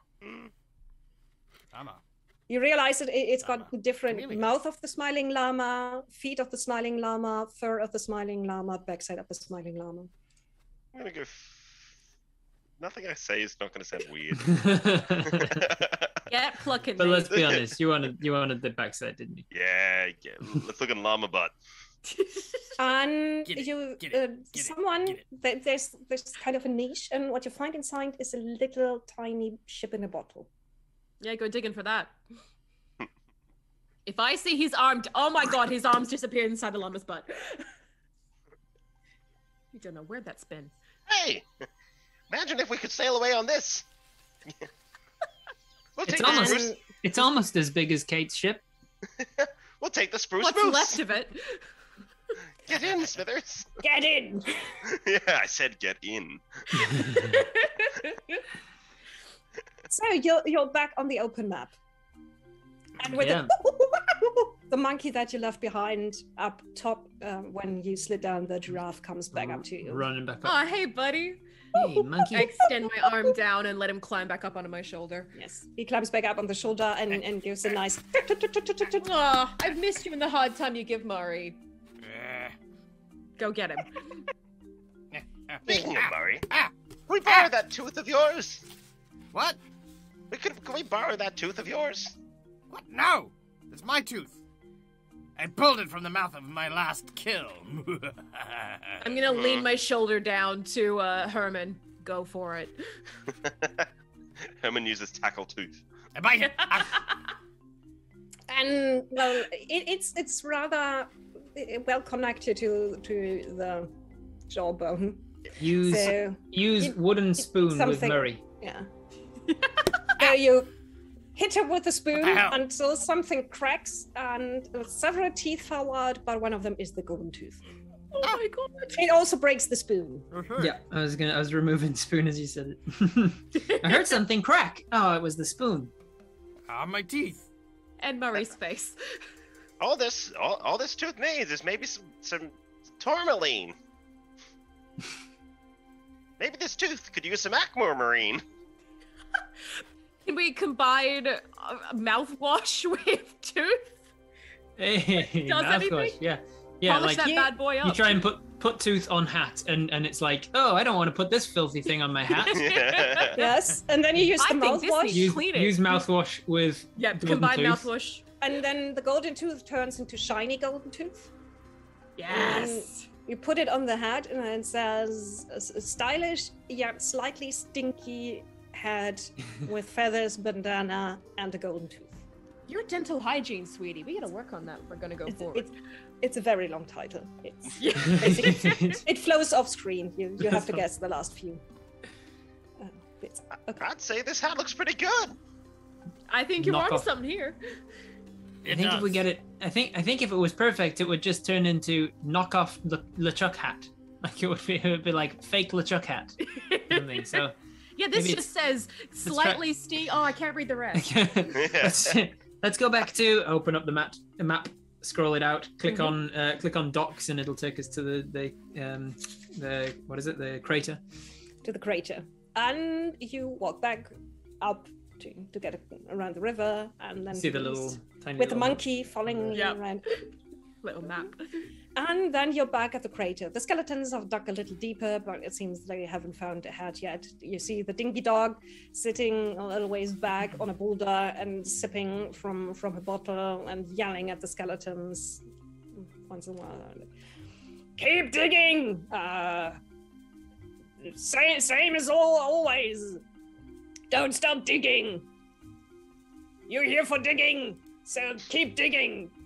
How many digging-related conversation options can we scroll to engage? It's not that many. It seems like the authors of this game weren't quite as brilliant and didn't have as much time as the ones of the last one. Talk to skeletons. Oh, hello. The little guy is back. Guys, the little guy is back. Have you lost your parents, little man? I'll have you know, shiver me timbers, I'm Bloodnose the pirate. And I'm going through all the dialogue. I'm like, damn it, these are all the same dialogue options. Where's the thing about the hat? Where's the new thing about the hat? Oh, it has to be Kate that does the thing. Damn. I better be going now. Well, no one's and then I used the step hat. up. Oh yeah, could I pop the hat on Wally's head as he goes to turn around? There's a slightly stinky black hat with feathers and a golden tooth and a bandana. And you use it with Wally. And yeah, he's wearing it. He's rocking it, you think. Quick, go. Wally goes up and is like, I'm Pirate LeChuck. And one of the skeletons is like, you're not LeChuck, he has a beard. And I'm like, oh crap. And I'll turn around and I'll use fake beard, because I'm determined to use every damn item on my list. So I'm gonna Get in there. Use fake beard, and I'm going to put that on. Yar, I'm Pirate LeChuck. Bow down to me, you scurvy dogs. And Kate's going, It is LeChuck. It's LeChuck. He's back. He wasn't squashed out of the stones at all. We didn't mean what was said about you, boss. Not at all. Oh, well, I'll be dragging you by your entrails behind my ship. If you had any entrails left. We don't have any. You took care of that when you burnt all our flesh off our skeletons in the lava. So thankful for that, boss. Still so thankful for that. And Dinky Dog looks up and comes towards you. Look at that! The little man is playing pirate dress up. No, you shouldn't confuse the skeletons. They're hard at work for me. Wally says to the others, we need to distract Dinky Dog before we can get the skeletons on board. I can smell that is not LeChuck's hat. Everyone, I know you don't have noses, but I can smell that this is not LeChuck's hat. I'm a dog, you know. I'm quickly frantically going like, use archaeological cave painting drawing on Dinky Dog. No, that's not it. Use pants with Dinky Dog. No. Kate's like throwing items out of her thing. Use fishing rod with Dinky Dog. Kate. Oh yeah. Okay. Go, Murray, go. I haven't done anything yet, but let's see if I can do this. All right. I use Kate's helmet to create a light reflection on Wally against the walls of the ravine that they're digging. Murray's whispered this to me, and I'm acting out his... Murray then uses... Oh, no. Murray is used on Shadow, and Murray says...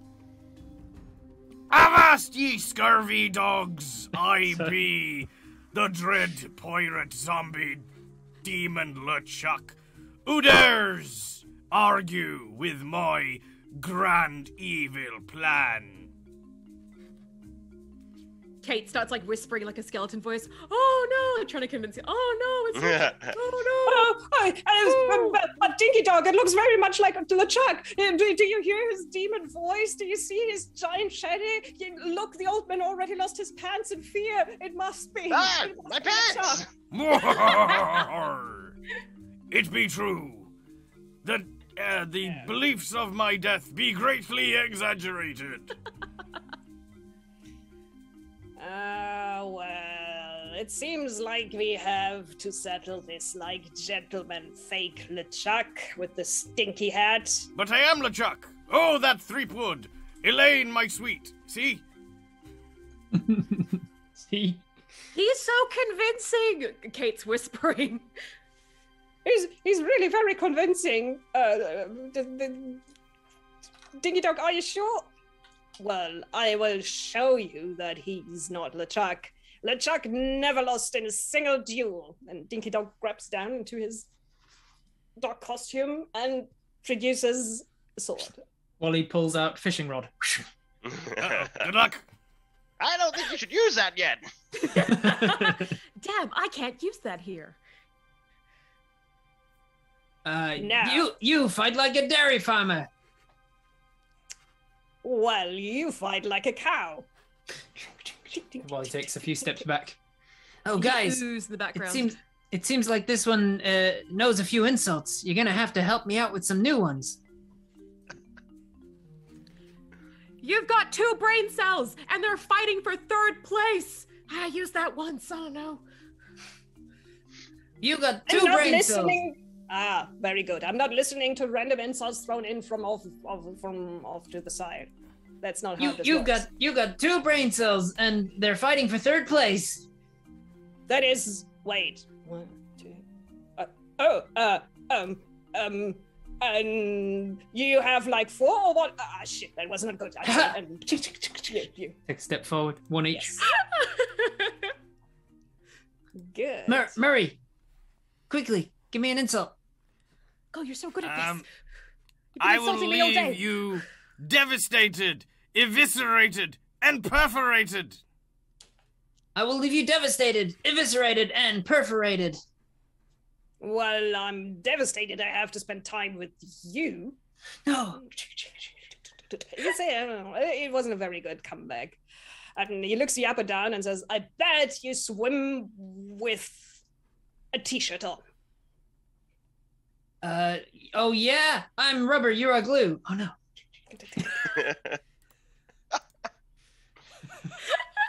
I think G's probably really confused about what we're doing. I love it.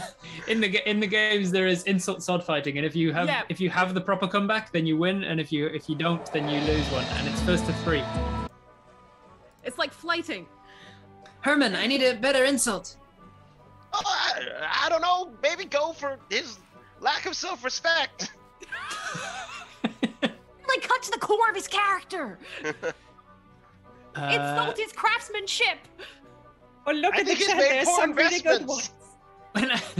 When I'm done with you, you'll be poor as the dirt. Oh, I think you got him. Well, this dirt is still better than you now. Damn, I don't know where I came up with those. Kate has made pom-poms out of the banana leaves, and she's doing a little cheer squad. My leaves. Yeah, it seems like it might be really on a knife's edge. The last insult might decide who wins, and he looks off to the side, where you swear for a split second you can see text scrolling up slowly, and he says, as if he's reading, "You look like the south end of a northbound cow." So it's gonna have to. The response is gonna have to. I'm gonna look through the possible responses. You take your time. There's gonna be something to do with like east and west, or a compass, or direction. At least I take direction better than something. Or the only directions you know is your ass from your elbow. There you go. We'll say the only directions you know is your ass from your elbow. It wasn't. Oh, that was okay. There were directions in there, but you'll need one more to beat me. You were always bad with directions. That's pretty good. Make a dog joke. What? Make a dog joke. Oh, I heard dick joke. So I mean, hey, whatever comes first. Well, I don't know if his name is Richard, but we'll find out. Okay, mine's gonna be. His name is Dinky. You smell like a wet dog. That is just my eau de cologne. That is, I have been actually. Don't you mean eau de cologne? I swore I wasn't listening to any hecklers from the side, but and his sword goes flying, sticks to the ground behind him, and goes brrrr, and says, "Well, Murray's cutting words. It was all good fun, you LeChuck. We bow down to you and will follow you closely, keeping an eye on that very precious hat.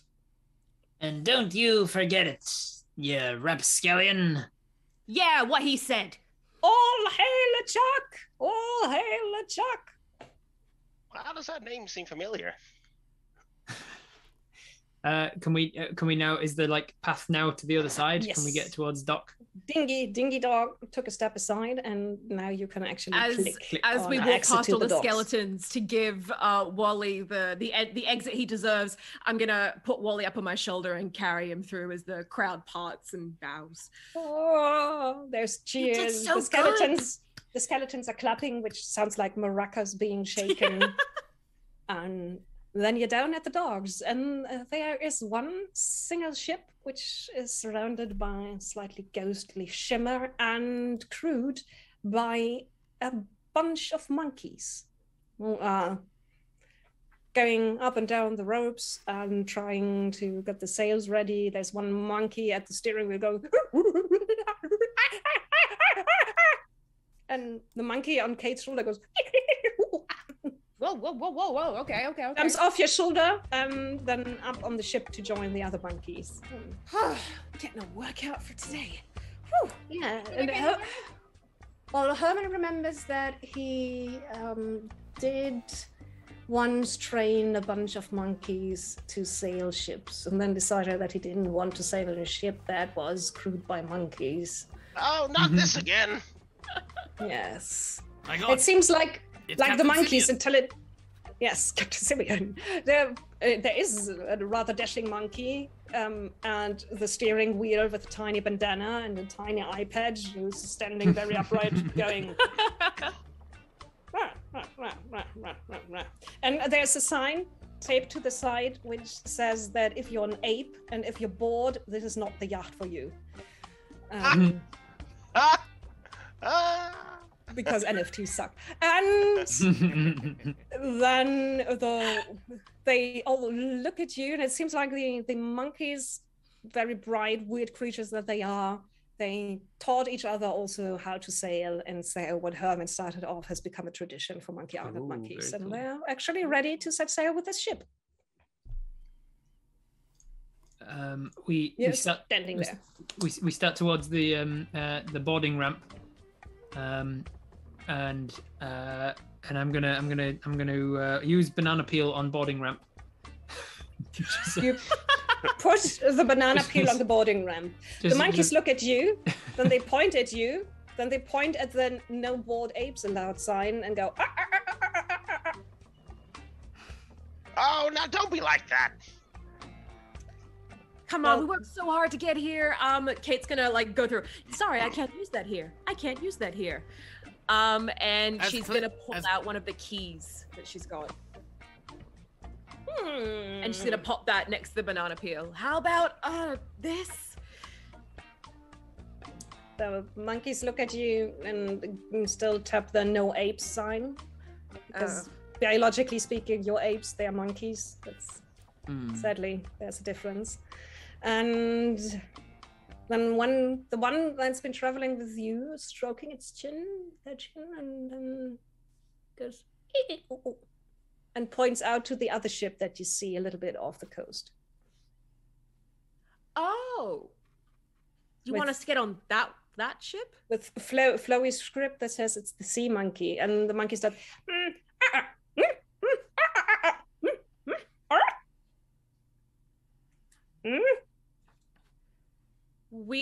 He points at the other ship. I think he wants to go like on a really this bad ship. translation.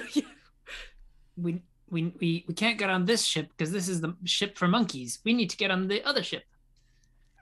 So we can't get on the ape ship. We've got to go on the monkey ship. Yeah. Okay, so how do we get over to the monkey ship? If only I could swim. Well, he's going If to only I could find a way out pick there. up banana peel. Monkeys have a That's quite far. The monkeys have a long discussion amongst themselves.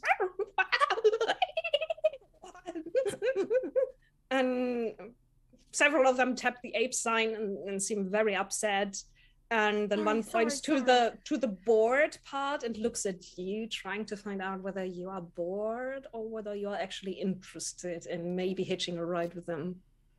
Seems like the sun never sets. Oh. Okay. Mháire goes, okay. Look, it's the chimp. And they all look toward where Mháire is looking. All right, I use Wally to change the word ape to APPLE, apple. Use quill and ink on sign. Apple. No bored apples. What? Back. Ah, No bored apples They look allowed. back at you. And they tap the sign, and then the monkey who tapped the sign looks at the sign. Looks at its finger, which is a little bit of ink smudged on it. Huh. And it looks very close. No Seems apples to here. decide that the only person Only who's bananas. slightly apple-shaped Don't you is dare. Mháire. okay, it's fine. And then What do I have for Mháire? then they shrug their shoulders and let you on board. Yay! A classic hijinks. And who goes first? I think our esteemed. Wally goes first? Wally is going to pick up banana peel. Okay. Damn. Oh, you can see your games, DM. I thought we were going to get the monkeys to come down the ship, and they would slip into the water, and then we could board the ship. But we couldn't get them off the ship. We could get on instead. We could always leave it there and see what happens. Maybe Wally passes and then turns around and puts a banana peel down on. As each of us go up the stairs, we also put the banana peel back. As Kate goes up the ramp, she doesn't notice the banana peel and will slip and fall. But then the impact will knock Mháire into the water off her shoulder. Oh no! Oh! Oh no! Never mind, guys. Nothing happened. Keep going. Things happened. Remember how you made that joke about my sailing? Just as he sinks below the water slowly. Now I fish him out. And use fishing rod. Use fishing. Yeah, use fishing. Use fishing rod. Kate uses fishing rod to fish Mháire out, I suppose. The first time you throw the fishing rod, what it brings up is a line. Nice. The second time it brings up a tennis ball. No boredom for us. And then you bring up Mháire. Nah, look, I could take it or leave it, I suppose. You're lucky. You're lucky free. I might need a skull later. I just start kind of just throwing Mháire up in the air a little bit, catching him as we walk to the ship. Yeah. I'm just here to make Michael's life difficult. This is like the patting your head while stroking your belly situation, juggling a skull with one hand. Try controlling our music choices now. Yeah. So you make it on board the ship that used to be Captain LeChuck's ship, but has now been taken over by a bunch of very interested monkeys, and they sail you over to the sea monkey, and they put over the plank so you can board the sea monkey. And when you are about to leave, Captain Simeon slowly comes down and looks at the magnificent hat that Wally is wearing and goes, "Oop, oop, oop. Oop, oop." Give hat to Captain Monkey. And Captain Monkey changes its name to LeChuck, the monkey pirate. He tips his magnificent hat, waves you goodbye, as you are now safe. Give pants to Herman. Oh, thank you. Puts him on his head. Looks very good. You don't know what to do with your hat now, but no, let's get out of this island. Oh, sorry. Of course, it's Captain LeChimp. The monkey pirate. Captain LeChimp, the monkey pirate. Thank you. Gonna mount Mháire to the bow of the ship. Wait, what? No, just... It's...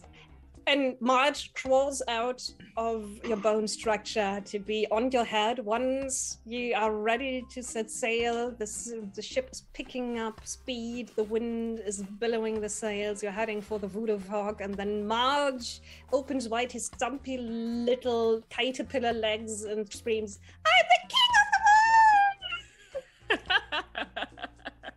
world!" And you have left Monkey Island. Not with treasure, but with the friends you made along the way. That was the real treasure. What? Oh, no, I want gold. God damn, I can't sell that. Gold. Yeah, I can't do anything with that. Can't sell you. Everyone on the ship. What? Wait, we forgot the treasure. We need to go back. Quick, backtrack. Yeah, come on, turn about. And this is when the credits start to roll and go. Mike as the dead as Raspberry, and Mag as Captain Kate capsize, as Wally B. Feed? No, Wally B. Feed. Wally B. Feed, yeah. Wally B. Feed, the cartographer, and Tom as Herman Toothrot, who just wanted to be left alone. And, well... Thank you, everyone. That was one of the most entertaining sessions I ever had the chance to GM for. Thank you so much. And thank you for running. That was a lot of fun. Thank you for putting up with us. Yeah, that's a lot of effort. It was fun. No, it wasn't. You were actually really trying to solve puzzles, and you invented your own and worked together. We made our own problems. Your own puzzles. You created your own puzzles sometimes, and yeah, that was really, really awesome. Thank you, Michael, for setting this up. No, absolutely my pleasure, and thank you for inspiring it. I mean, of course, guys. If you are, of course, a member of Mháire's community, then you are already very well aware of how wonderful and amazing this GM is. But if you have not experienced it before, and you happen to speak German, there is another game of Monkey Island that is available on the Orkenspalter YouTube channel that you can watch, which was the game that got me to reach out to Mháire to see if she would come and hang out and do this cool thing with these wonderful lunatics here, and have a great time. And it did not disappoint. I am so happy that we did this. This has enriched my soul. It has been just so much fun. It has not only gotten me to replay a game that was so important to my childhood, but also, in addition, it's getting to actually hang out with all these people who are some of my favorite role players and performers in the internet space. It was just, today, this afternoon was just amazing. So thank you so much, everyone, for being here as well. Let's do the credit reel. Let's sign out with who we all are, where you can find us, and we'll start with none other than the man himself, Robert. Hello. As Wally B. Feed, the cartographer / Bloodnose the pirate, Robert Hartley GM. You can find me on all of the things at Robert Hartley GM. Just search for that and you'll find me. If you don't find me, it's because I'm not on that platform yet. I'm a full-time Dungeon Master and TTRPG player. I do things like this and Dungeons and Dragons. I run for a game called Viva la Dirt League comedy skit series, and we run a weekly actual play of D&D. It's only half-an-hour episodes, so nice and easy to keep up with and catch up on. You can find that on YouTube, Viva la Dirt League D&D. We're about to hit our 100th episode, so lots of content for you to binge as well. Thank you. I look forward to seeing you around. Next up, I Jen. think quite a few people in our community already know Viva la Dirt League. It's hard to know. It's kind of a big deal. He didn't want to say himself. Pretty well known. Just this it's alright. It's not the worst. I'm pretty modest. I don't like to show off our success as Viva la Dirt League. Pretty modest. I don't like to. Super grassroots. That's a really nice boat you got there, Rob. Don't. What? The boat? Don't worry about it. Think about this. I don't like to show off that silver play button. No. Why did you paint a play button on your wall? That's so The commitment to the bit. Yeah, I don't get it. Yeah. Okay. Go on, Michael. Sing the praises of the rest. Oh, Jem, go. Oh, sorry, it's my turn. Sorry. Yeah. We'll keep going. Sorry. Hello. Continuing with my fine streak of knowing what's happening. I am Gemma, or GFD. You can find me on all socials at GFD. I'll pop myself in the chat, but it's GEEOFDEE. You can find me on the internet doing multiple things, voicing, gaming, being a nerd, all that general stuff. And you can also catch me on ABC Me at 9 a.m. on Saturdays. We can see me review video games. Thank you for having me. It's been so much fun. And my first Monkey Island experience, but I feel like I have to go play the games now. Yeah, you have to go play the games now. You've convinced me. They're all on Steam, and they're all relatively cheap. Yes. Well, I'm not gonna lie. Michael gifted them to me. I gifted them all to her because as soon as she said she hadn't played them, I was like, "Here." He was like, "Are you serious?" And I was like, "I'm sorry, I'm a fake gamer." Here we are. Don't tell anyone. I also played them very late. It's okay. 2 bodies, 1 soul. Yeah. That explains a lot. If only I have half a soul. Well, then we. Michael, you come back from that one. Thomas. Yes. Oh yeah. Hi, I go by Forgeling, and you can catch me all over the place as Forgeling. Also, I'm one of the characters from a show called One for All. It's not the worst. We just wrapped on season 4. It's not. Let's talk about not the worst. One of the particular episodes of the series cracked 1 million freaking views not too long ago. Is it the musical? Just a random, that's just one of the random episodes, like nothing to do with anything in particular. one of the weird ones. Yeah, I have a Spotify song, and the video just hit over 1 million. So that's pretty exciting. Woohoo! Dear Stalkers has pumped a whole lot of effort into a bunch of stuff, and they're doing really good work. So they and we would all really appreciate just checking out the content that we've made, because we're pretty proud of it. It's not the worst. That is that a problem with all of you people down under that you're even worse than Germans and talking yourself up? I think. Me. Yep. No, me. No. Well, it's, Hello. Rob's from New Zealand. Okay, it's getting him to Did I show off my silver play button yet? Yes. Did I show off my silver play button and my Rob degree? at every opportunity has like the silver play button just under the desk. It's just up here next to my maths degree and all of my minis. And also like a life-size cast of my body. That's it. So when Rob eventually cocks it, likely because I'm gonna kill him, I'm just no tombstone. I'm just gonna put his silver play button in the ground. Just He'll be buried alongside By the it. time I die, it'll be a gold play button, mate. confidence. Guys. Nice. I like that. And by the way, I just need to say it, and the chat said it on. I'm pretty sure that Tom hears it all the time, but my mockery is vicious. My mockery Maybe is vicious. Beautiful. playing in my head when I play a bard. Very good. And our, of course, special guest, super special guest, GM and wonderful friend of the channel, none other than Mháire. Mháire. I'm a friend of yours, and I might become a friend of the other people. Well, look, I don't know if you can be a friend of the channel. Yeah, I was gonna say, to be fair, I'm the only one on this channel. You know, like I keep saying, like it's his channel. Okay. We on this channel, there's more than me. It's just me on this channel. Don't lie to us. We know you have a congregation of like hooded beings. Voices in his head. Okay, I'm friends with everyone in Michael's head. At least with everyone I've met who's in Michael's head. Oh, and of course there's Michael, the dead Aussie gamer. I finally realized what people keep calling you Dag when I kind of I've been insulting him this entire time. Yeah, I was like, why do you call them Dad Aussie gamer? Yeah, I get it now. And well, he does this. He plays games for fun and as a job on stream. This stream especially, unless he's a guest somewhere else. And we haven't done this in quite a time, and it's been too long, Michael. No, it has, and we definitely do need to do. One of the things I've started calling myself is I am a roleplay facilitator. I have the pleasure of getting to know so many people in this place, and my job, I feel more than anything else, is to make sure that wonderful people and amazing talents collide in this space, whether it's by forced obligations or whatever sponsors I can whip up. This here is a labor of love, and we should love what we do, because that's what it's all about, guys. We roleplay because it's amazing, and I hope that you guys watching not only enjoy what we do, but also go on to do the same thing. Go have friends who play role-playing games and do cool things with them, and tell them and share stories, and go have friends. Look, shut up. That's the hardest part of this. I clearly do not succeed. So make some friends. Because clearly, as you can tell from my friendship with Forgeling, you can't be picky if you want to have friends. Yeah, you get what you get. Yeah. No. Chat is calling you roleplay Nick Fury. Roleplay Nick Fury.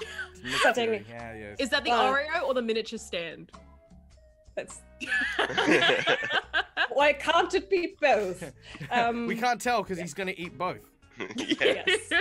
And as you've seen, you neither need a lot of rules or a book or anything to play. Just kind of find the genre or the world you want to play in, and just throw some things in there and find some random generators and just have fun. And it helps if the people are just so quick on their feet and good at embodying characters as this cast was. It was chef's kiss, fun, really good. Okay, I stopped talking. No, keep talking, because I unfortunately... Okay, so for those of you who know about streaming at this period of time in the day, no one else is on to raid. We're... Maybe I should jump on and play some Monkey Island, because I was gonna do the same thing later on. So tonight I was supposed to do City of Mist, but I have lost my voice, or I'm in the process of doing so. So I'm Yeah, gonna play because you were playing. As soon as you started the Murray voice, I was like, he's gonna regret that. committing. He's done. straight away, almost immediately. I'm Murray and I'm growling the whole time. And then when I decided to not have me and Murray in it, and to just have Murray the whole way, that was like I'm in it for everything now. So, so there won't be a City of Mist tonight, but we will be doing some Monkey Island. And if Rob, if you want to jump on, you could start your about to stream thing. I'll raid you. We just hang out for a bit. Why not? Let's do it. Yeah, right. Go on. So we're gonna raid Robert Hartley right now. With Robert Hartley. Have you ever raided your own channel? I'm not sure that I have raided into my own channel. Yeah, very, very cool. Actually, I will share another really, really cool thing. So as you guys know, Mháire, are you still going to Gen Con this year? No. No. Are you? Because people are gross and will just infect me. Yeah, that sounds about right. On the plane now. But so instead, you're coming just to PAX. But you could come to PAX Australia, because I mean, it's not exactly being held in the place that's had the most COVID exposures in the last 3 years.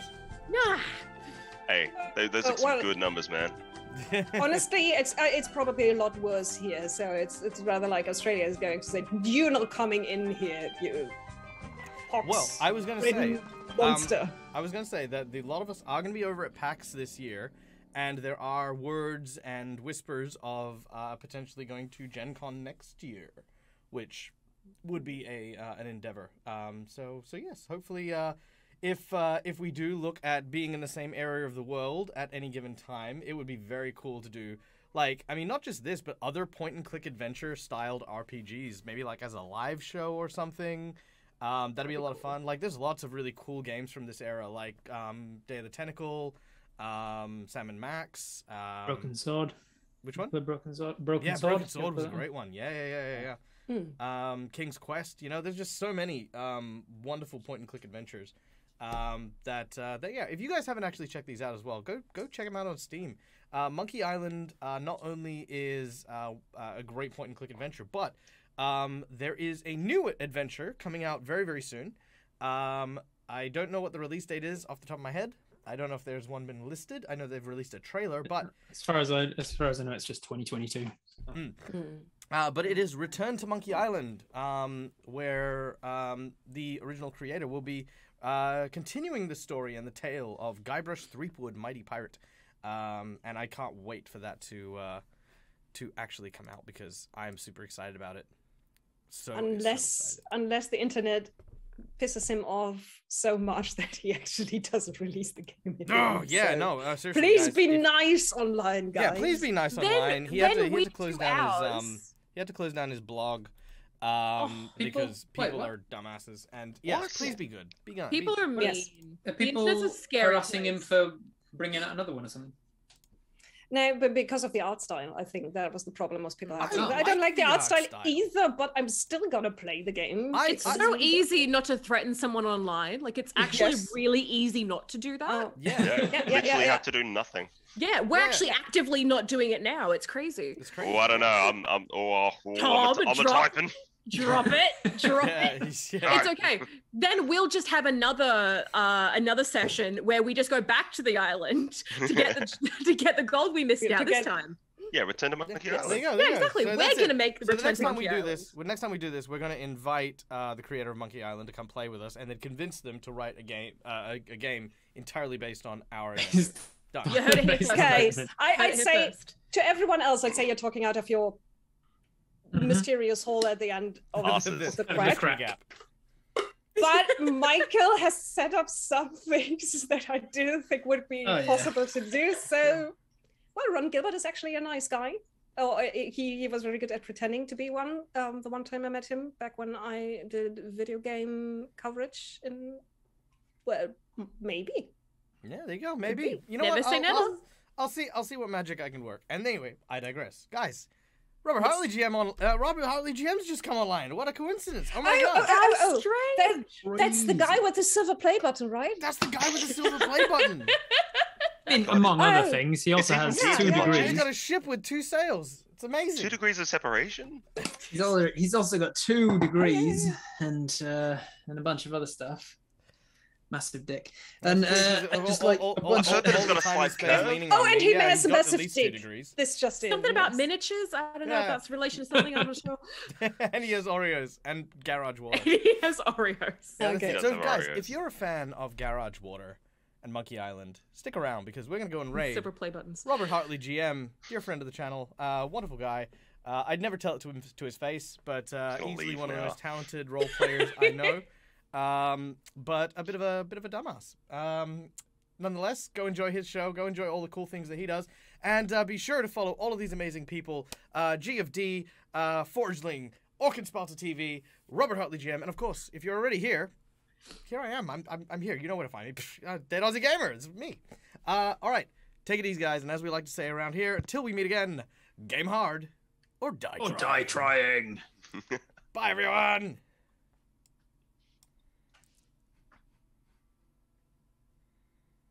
Oh, There we go. I can't wait to At least see I what didn't this one talk at the happens end to. of the thing again.